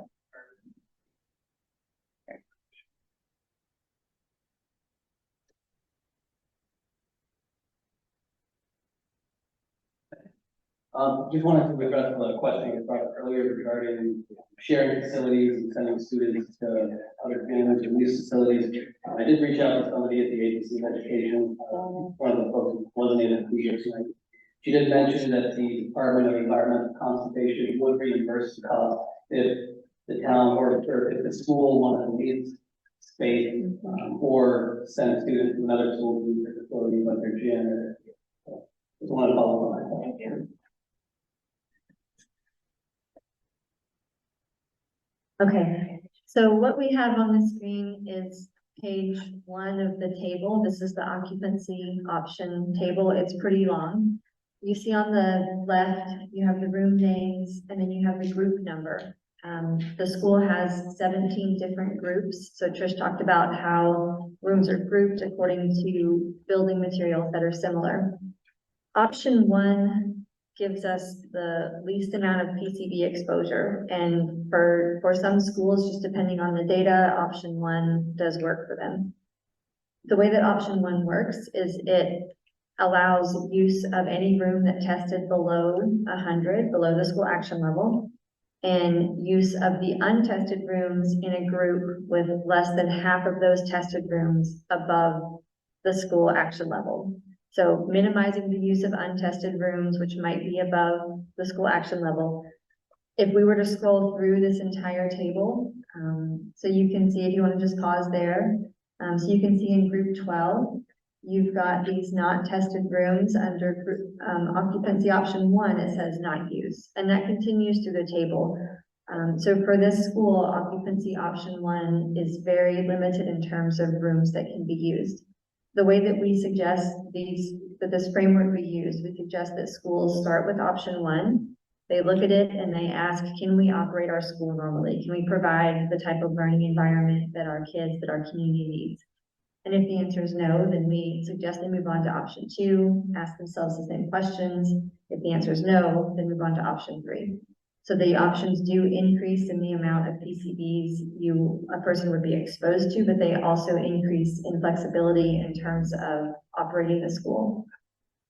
As we move on to option 2, the biggest difference there is that the rooms can be used as long as they're under that immediate action level. So as long as they're under that 300 nanogram per meter cube, they can be used. And so you do see that some of the rooms, for example, the wood shop in group 6, that's going to be used in option 2. Options 2 and 3 have the same use, not use. So all the rooms that you can use in option 2, you can use in option 3. The difference is that in option 2, we look at that average, we make an average of the exposures that people would experience in the school, and we try to fit that to keep people under that dose not to exceed. That's how I come up with the 26 hours. There have been plenty of schools that have looked at that, and they've said that that's not going to happen for us, and they move on to option 3, which we do support, knowing that this is not going to be, these concentrations are not going to be forever. You know, there's going to be work done to lower these, and we still keep the rooms with the very highest levels closed off.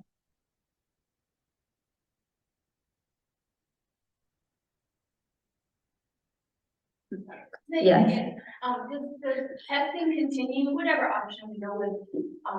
Do they still do random testing in the rooms that students are using to make sure we're staying where we're supposed to?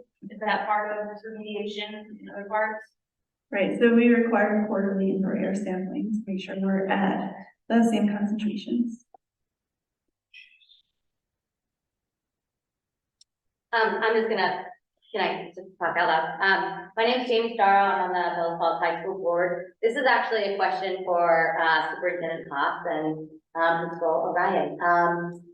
Can you speak to if we went with option 1, which is being in the school for 26 hours or less, can you speak to the ability of how we provide our students? Do you feel confident in coming up with a plan to provide our students with adequate education? Like I said, that we commit to those hours.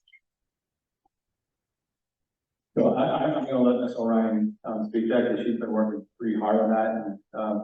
But option 1, like, we can't use probably 90% of the building. Oh, I didn't need 1. I guess. Okay, I just want to be clear, like, we kind of looked at option 1 and went, let's go to 2. Yeah. So we did that, but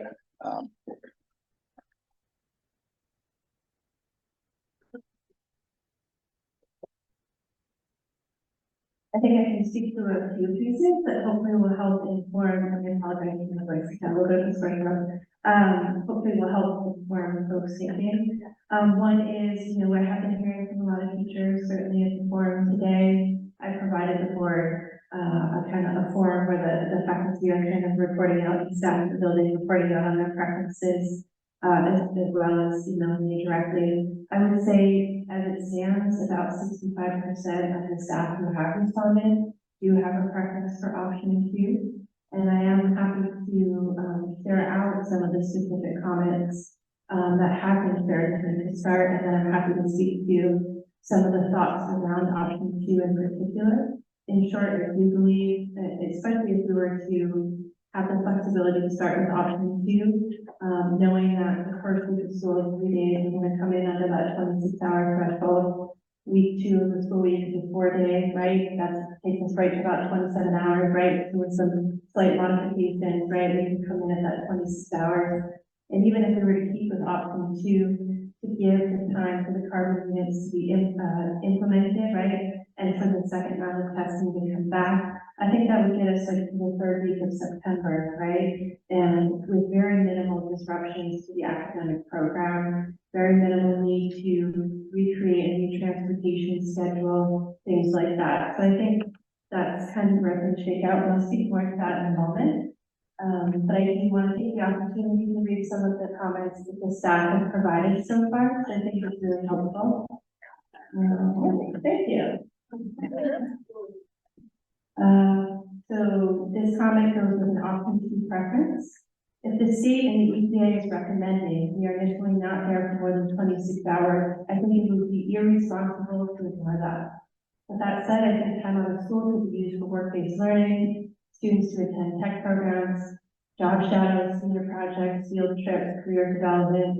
We could do a lot of things during that day we're not in the building if we were to do a 4-day, 26-hour model. That could be, would not be remote learning. So that remote learning piece is clear, I think, among the staff feedback as well. I think there's broad consensus around that, but I think it's important to name that as well. Another staff member chose option 3 and said, let's start unlimited, since it's below 300 in the D-wing. We'll see if the levels come down and filter.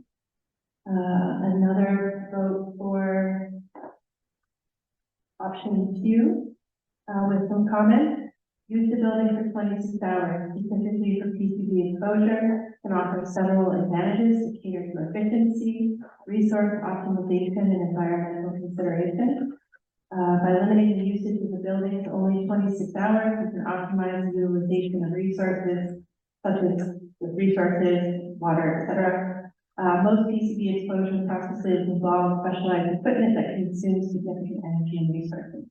By concentrating the production process within a shorter time frame, you can minimize waste, reduce operational costs, faster turnaround time, flexibility and adaptability. Using the building for only 26 hours allows for greater flexibility in terms of facility utilization.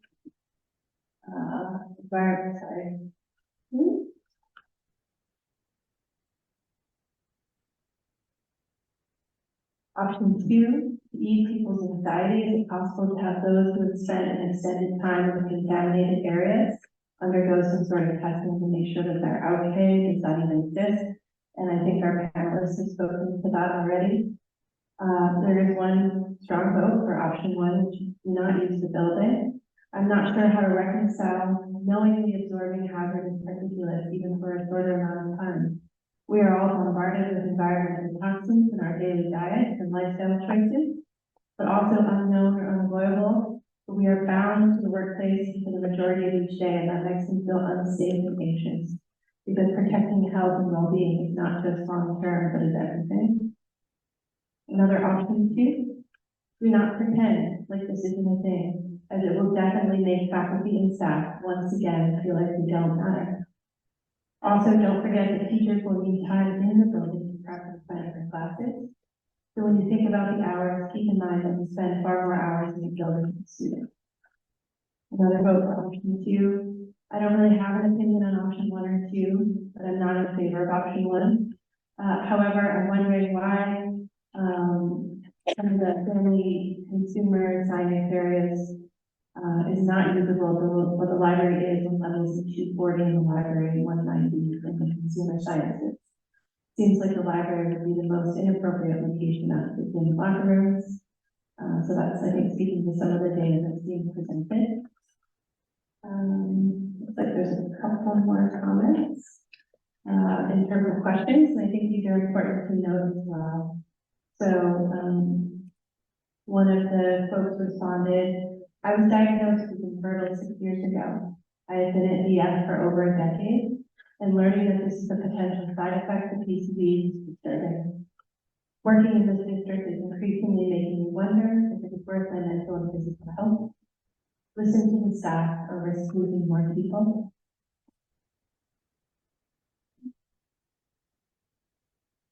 And then the last comment so far is I would support the idea of a staff modular outside the math and social studies or behind the English and social studies backside for faculty prep. I think that speaks to a comment that came through about logistics in the faculty forum about they need more time in the building to be able to thoughtfully prepare for student arrival. So there was a question about how we can accommodate that, so that's what the comment was getting at. I think that's everything that's come through from the staff so far. So I hope that helps a little bit. And then just to speak, again broadly, about the 26-hour model. That does seem to be the slight consensus or preference among the staff at least. The thought process initially was again that 4-day, 26-hour model. That 5th day would not be remote. I think the original thinking is that we would look to pivot some of the planned activities that we offer during the fall, like college visit. We plan to do a freshman academy trip to kind of celebrate the first 4 to 5 weeks in the building, kind of the transition and celebrate that, right? And so we would offer, you know, those kind of fun field trips to Western Mass that we were already planning on that 5th day, things like that, that we would work to program for, you know, all of our high school students have community service requirement. Some I'm learning tend to lag in honoring that requirement, so we might look to pivot and offer some structured community service options on those days, things like that. I don't think at the outset that we would perfectly capture 100% of the students' needs on that 5th day right at the outset, but we would do everything in our power to meet that need. So those are just some of the preliminary thoughts. I think one of the first questions I get when I talk about that 4-day proposal is, you know, what about tech? Certainly we still support to make sure that there are staff, not in the building, but on site, right, to receive those students, make sure they're getting the food and support that they need and transportation that they need to get to and from those tech programs. It's about 20% of our students. So on that 5th day, those things would still happen. And to speak to why 4 days and not 5, I think that really comes down to logistics right out of the gate. At least if we were to start with option 2, we do have that new busing model, right? And so speaking earlier today with the main transportation, right? Moving to a 5-day model and shortening our day fairly radically to accommodate that would require kind of a whole new transportation plan, either at the beginning or the end of the day, which would have pretty significant impact on class schedules, costs, logistics, right? Our ability to pivot to that right out of the gate, I think would be really challenging. So that kind of 4-day, 26-hour proposal is really, I think, just to get us through the month of September, or at least the first couple of weeks of September. So, anything else you want to add?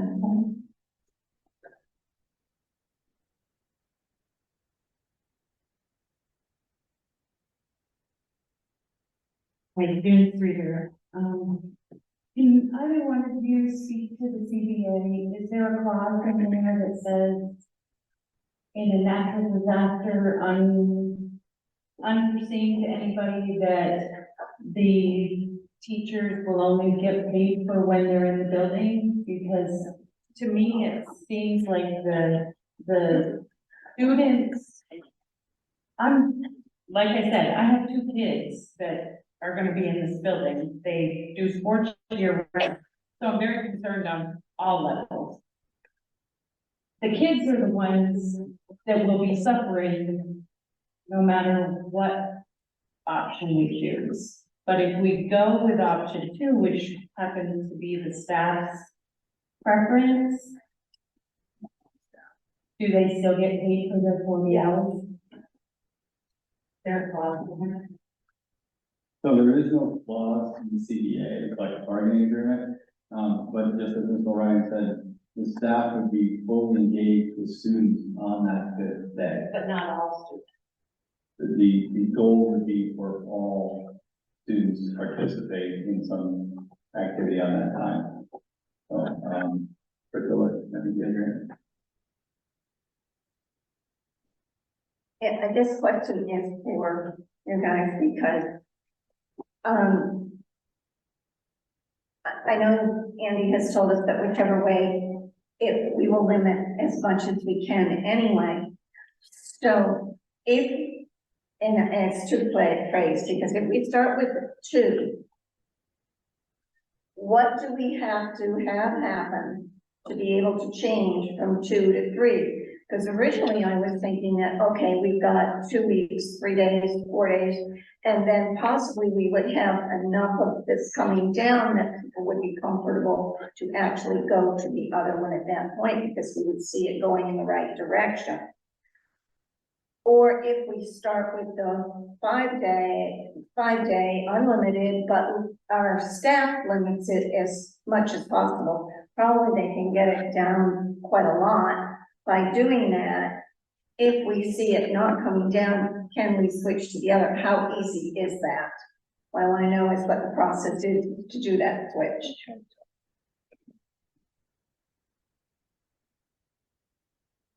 So, I would say in the case of where the state gets, ridiculed for bureaucracy, there's not a lot involved in this process. You need to communicate your change in your occupancy option to the project manager, Evan, who's not here tonight. Let him know that you're switching from 2 to 3 or 3 to 2. And then we will work with you on how you're implementing, that change in the school. So there's no basic requirement that they have to be changed at a certain amount to be able to switch?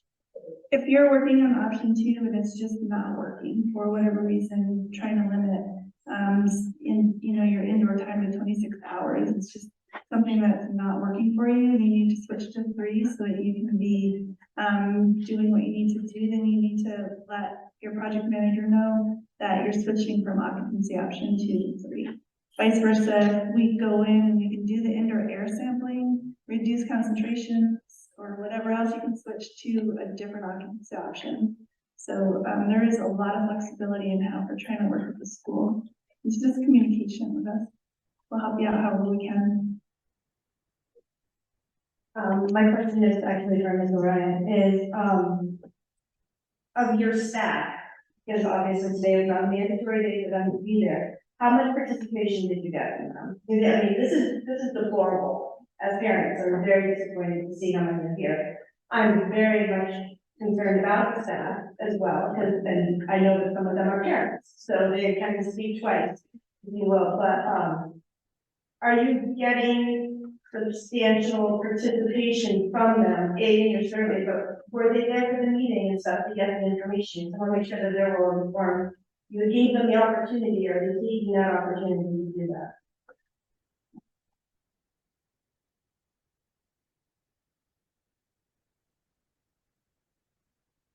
Great question. I think we had about 15 staff attend in person today, and another 15 or so joined online.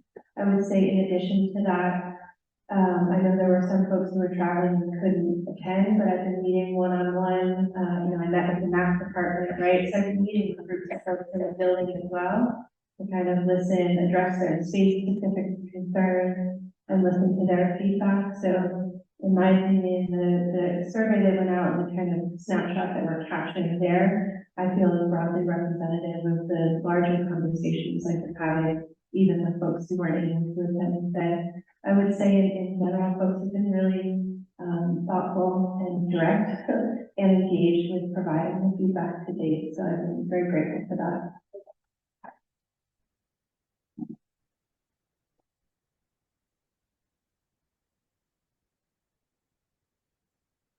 This is to Ms. Orion and Mr. Haas. You guys live this every day with your staff. My question to you, and if you can't answer it, say you can't answer it, what option do you think the board ought to seriously look at as we start the school year? So our recommendation has been brought to allow us the opportunity, knowing that the first 2 weeks are short already, and allow us to get carbon filters in, to start to work on the air piece, to allow us to minimize or reduce those, and then resample, and then if those samples have come down to acceptable levels, to then pivot to option 3. So that has been our recommendation to the board. How long does the sampling take? Say again, Tammy, I'm sorry. How long does the sampling take? So the I'm gonna let you answer that. I need to answer that, I'm sorry. No, that can take so we put the air filters in. They'd like to go a week with the air filters running and then do a 24-hour sample and then work with the state lab, which might be a 4-day turnaround. So you're talking about 2 weeks from start. And my understanding is the 80 units have been ordered, should be with us next week. We would deploy them immediately. So that's even before students are back in the building and working that way. So that sound right? I don't want to say something. Kelly, I just wanted to, you were talking about that fifth day still being engaged and stuff. I just want to kind of throw out a cautionary bit of like making sure that it's not just filler, because, you know, my daughter had a very heavy duty academics, and so, I mean, if she feels that she has to go to something that is just a filler, that's not going to be very conducive when she could be doing her studying and stuff like that. Or, let's be honest, seniors, I don't have the money to pay for college, so she's going to bust in her butt working on stuff. So just really keep that in mind that, you know, I don't know how you do that if they're staying at home and doing schoolwork, or if that needs to be a mandatory day for attendance purposes to qualify as school days or whatnot. But, you know, please don't just throw them for their work. That's gonna make our attendance go down crazy anyways. Andy, it looks like you gave me the baton. I guess I got it done. So while you're walking over there, sorry, there is a question online, which is there a plan to test every room?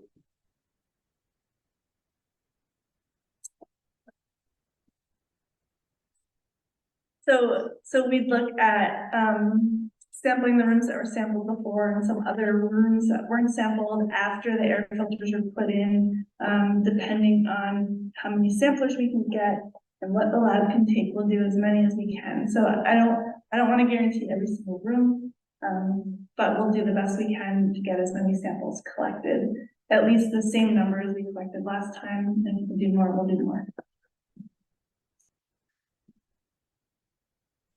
Curious if option 2 has been considered along with you know, other alternatives for education for the 5-day work week where, or not work week, but the 5-day school week where we could have kids going the full school day.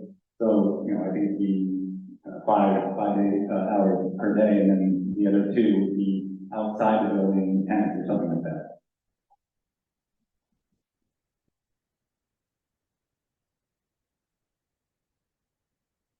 Yes, I would say that's something to consider. Sorry, I want to speak with my back.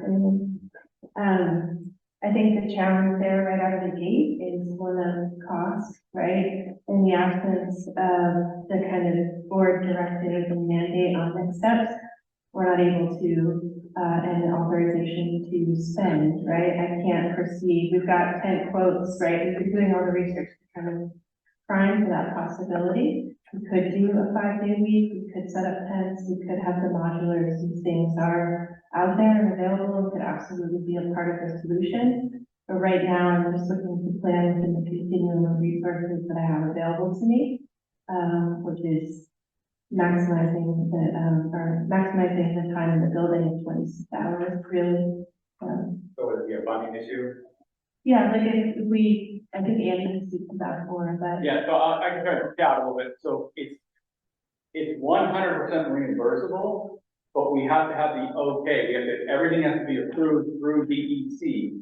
That is, we can't decide we're gonna go out and buy, trying to think of something crazy, like a swimming pool, right? That's not gonna be approved as reimbursable.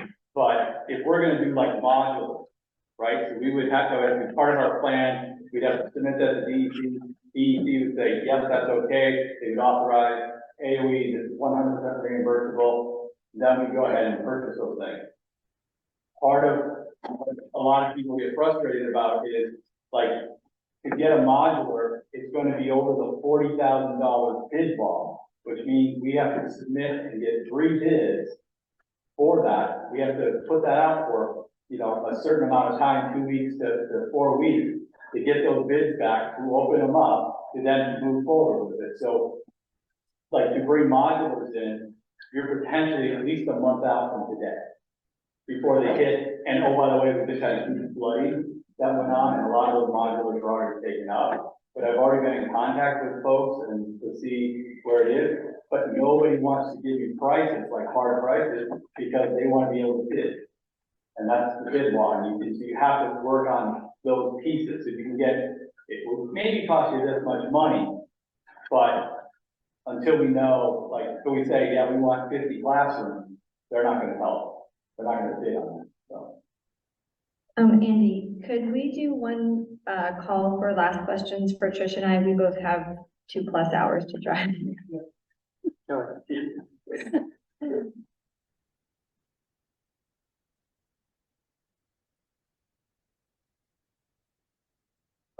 So, first thing I want to say is, you know, I think Kelly's doing a great job since she took over, working pretty much nonstop every day. And, also want to say that our board and the administration has been working extremely hard together, on all of this. And, you know, I think communication from top down and from us up is, probably as best it's ever been, to be honest with you. So, you know, I would like to give Kelly first a round of applause, so please.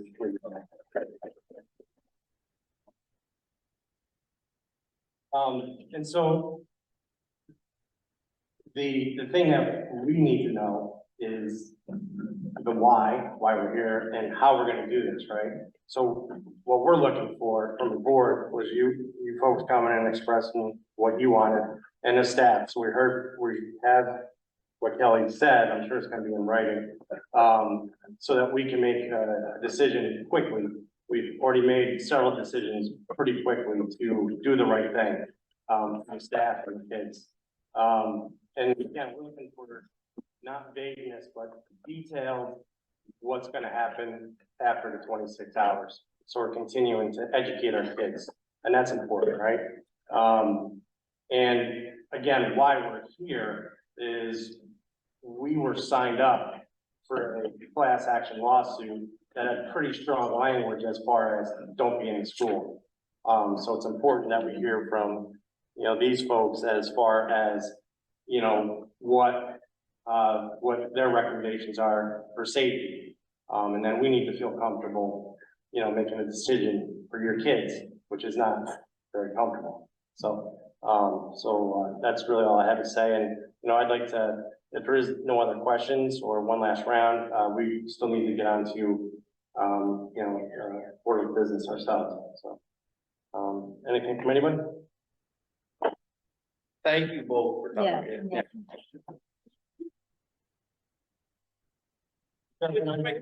Quickly, Jason. Yes, sir, Doug. It's, great to have input from the staff, teachers, parents, and me. It's your decision, and you are in charge of educating our children. If we learned anything in COVID, we learned not having children in front of teachers was a disaster. So somehow, some way, that has to be worked out for a full school week after we get through this interim period. Well, how you do it, I don't know, but that's what I'm charging with you, Doug, educating your children 5 days a week. Doug, I think you know me, if, that was an option, I would not take an option of remote ever. And I think you know what I want to do. So, and you know, thank you. And you know what my expectations are for education. And thank all the members of the board and everybody involved. This has been very informative and very quick. And I as a citizen appreciate where we are at this point. Well, we always appreciate you too, Doug. Yeah. There is one more question. Yep. I'm good without a mic.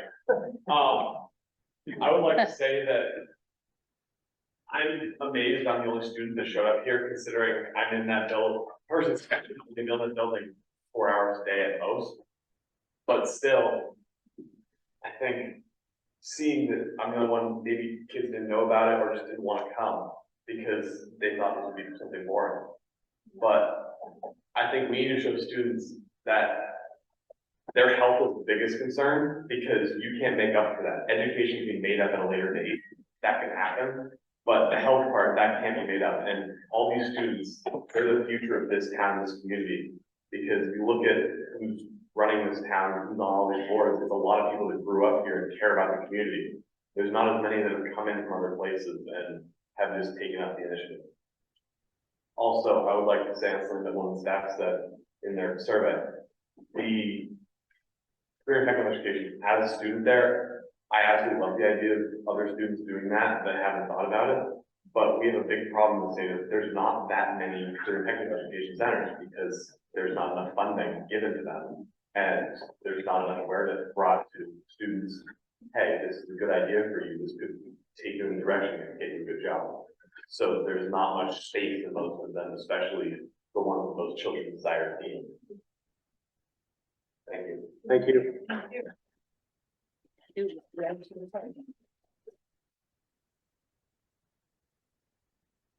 Anything else for anybody? Okay, we're moving on to 5C, hiring of outside counsel to advise on PCB matters. Mr. Clark. Mr. Chairman, would like to offer a motion to enter into executive session to discuss a legal matter involving counsel for premature public knowledge would place the board and individuals at a disadvantage. Attendance to be by board only until administration is invited to attend. Thank you, Mr. Clark. I'm gonna quick roll call on that. Deb? Aye. David? Yes. Darcy? Yes. Jane? Yes. White? Yes. June? Yes. Priscilla? Time? Nobody's up. Rob, sorry. Right there in the corner, up there. Yeah. Sorry, Rob. Okay, we're gonna enter an executive session. Where are we gonna do that? You're gonna have to. You guys are welcome to stay. Welcome back, everybody. We're just coming out of executive session. Mr. Clark, do you have a motion for us? Yes, Mr. Chairman, I move that we direct the chair to engage counsel to advise us on PCB matters.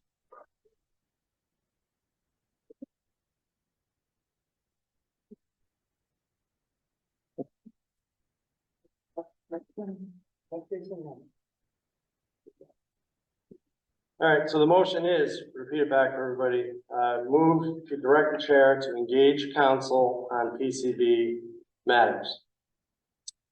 Okay, we have a motion on the floor. Rob? Yes, I would like to table this motion until the next meeting.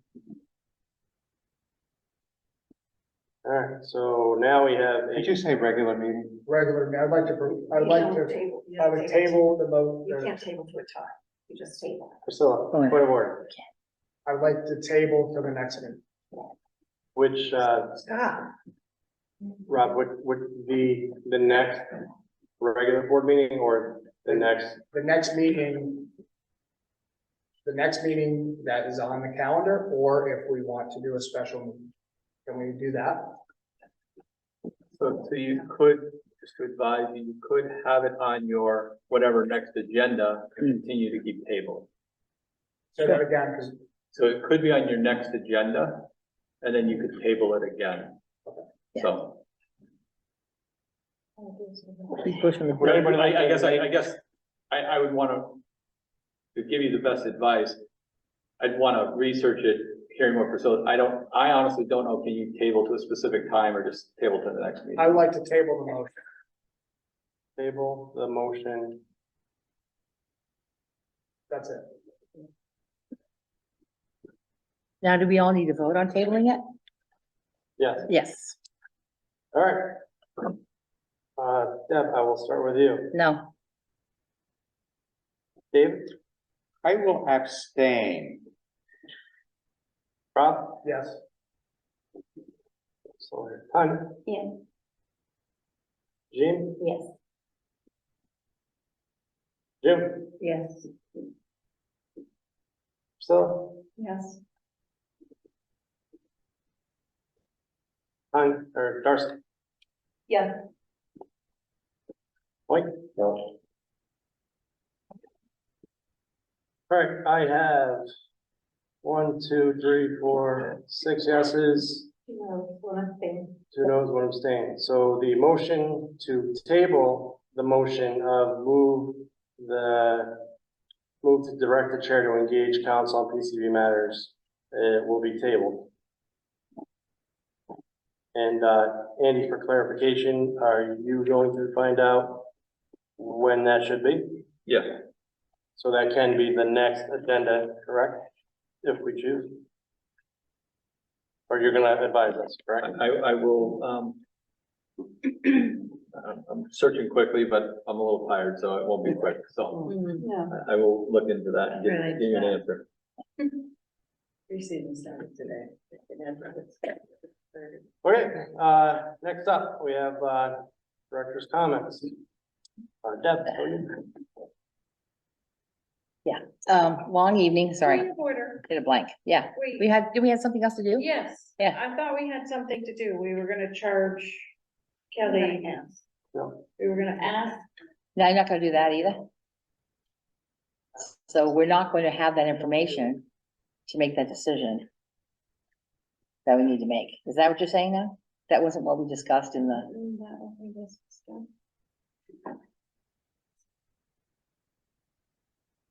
I think that the chair could communicate the board's intent to administration. So Deb, on the director's comments. please come back around to me, would you? Now I have to think. David? Okay. Thank you, Mr. Chair. State Senator Nader Hashim let the cat out of the bag tonight. And that is that there is a huge demand on the remaining $13 million of remediation funding. It would be kind of interesting to see if we could get an actual straight answer from someone in government. I hate to use that word at this hour of the night, but government, to tell us exactly how much money is there. My suspicion is it ain't much. So yes, we need to move with alacrity on approving a plan, and I'm hopeful that we will have a special meeting within the next day or two of the new week in order to approve that plan so that we can start submitting invoices for payment for equipment to mitigate PCBs in the Bellows Falls Union High School building.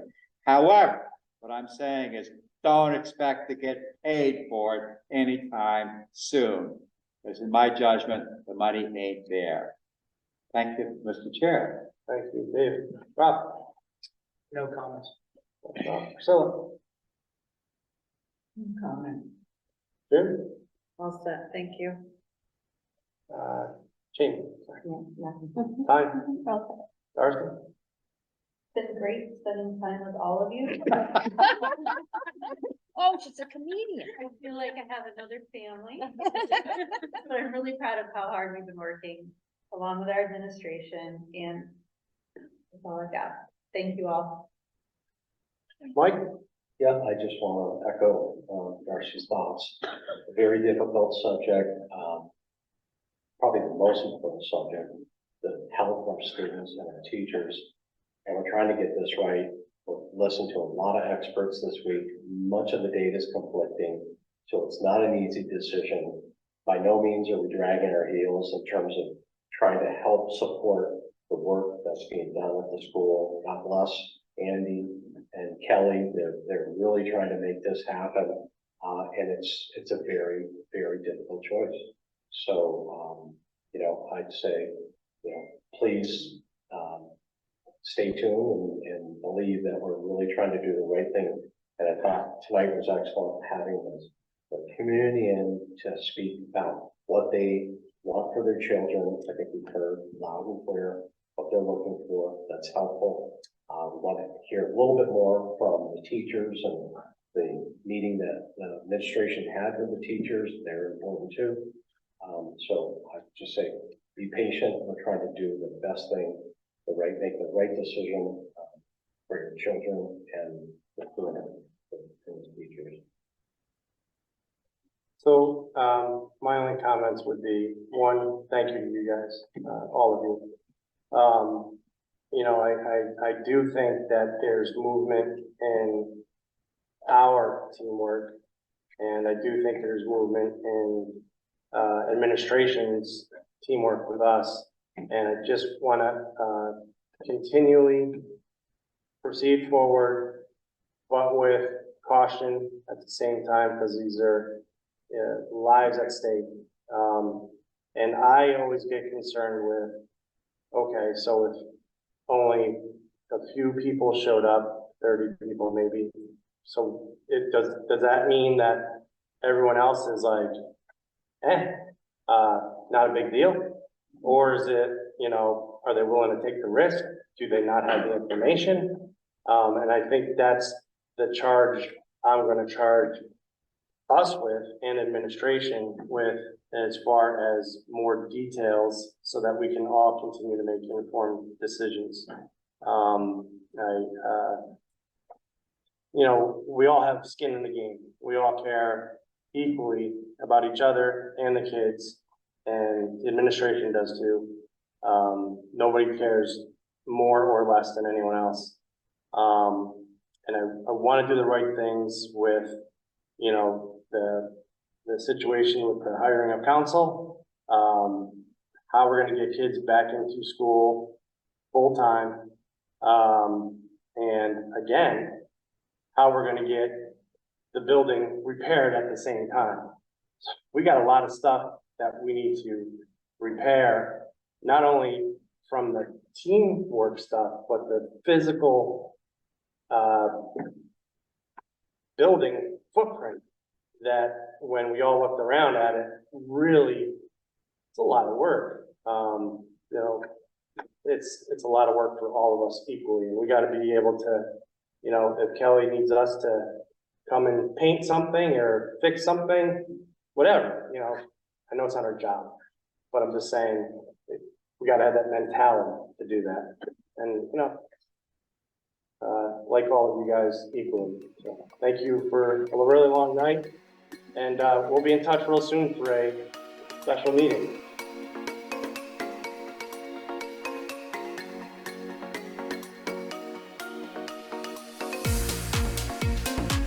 This meeting was recorded by Falls Area Community Television, located at 1 Hospital Court, Bellows Falls, Vermont. If you would like a copy of the meeting, our phone number is 802-463-1613, or email us at fact810@gmail.com. Falls Area Community TV, keeping government honest.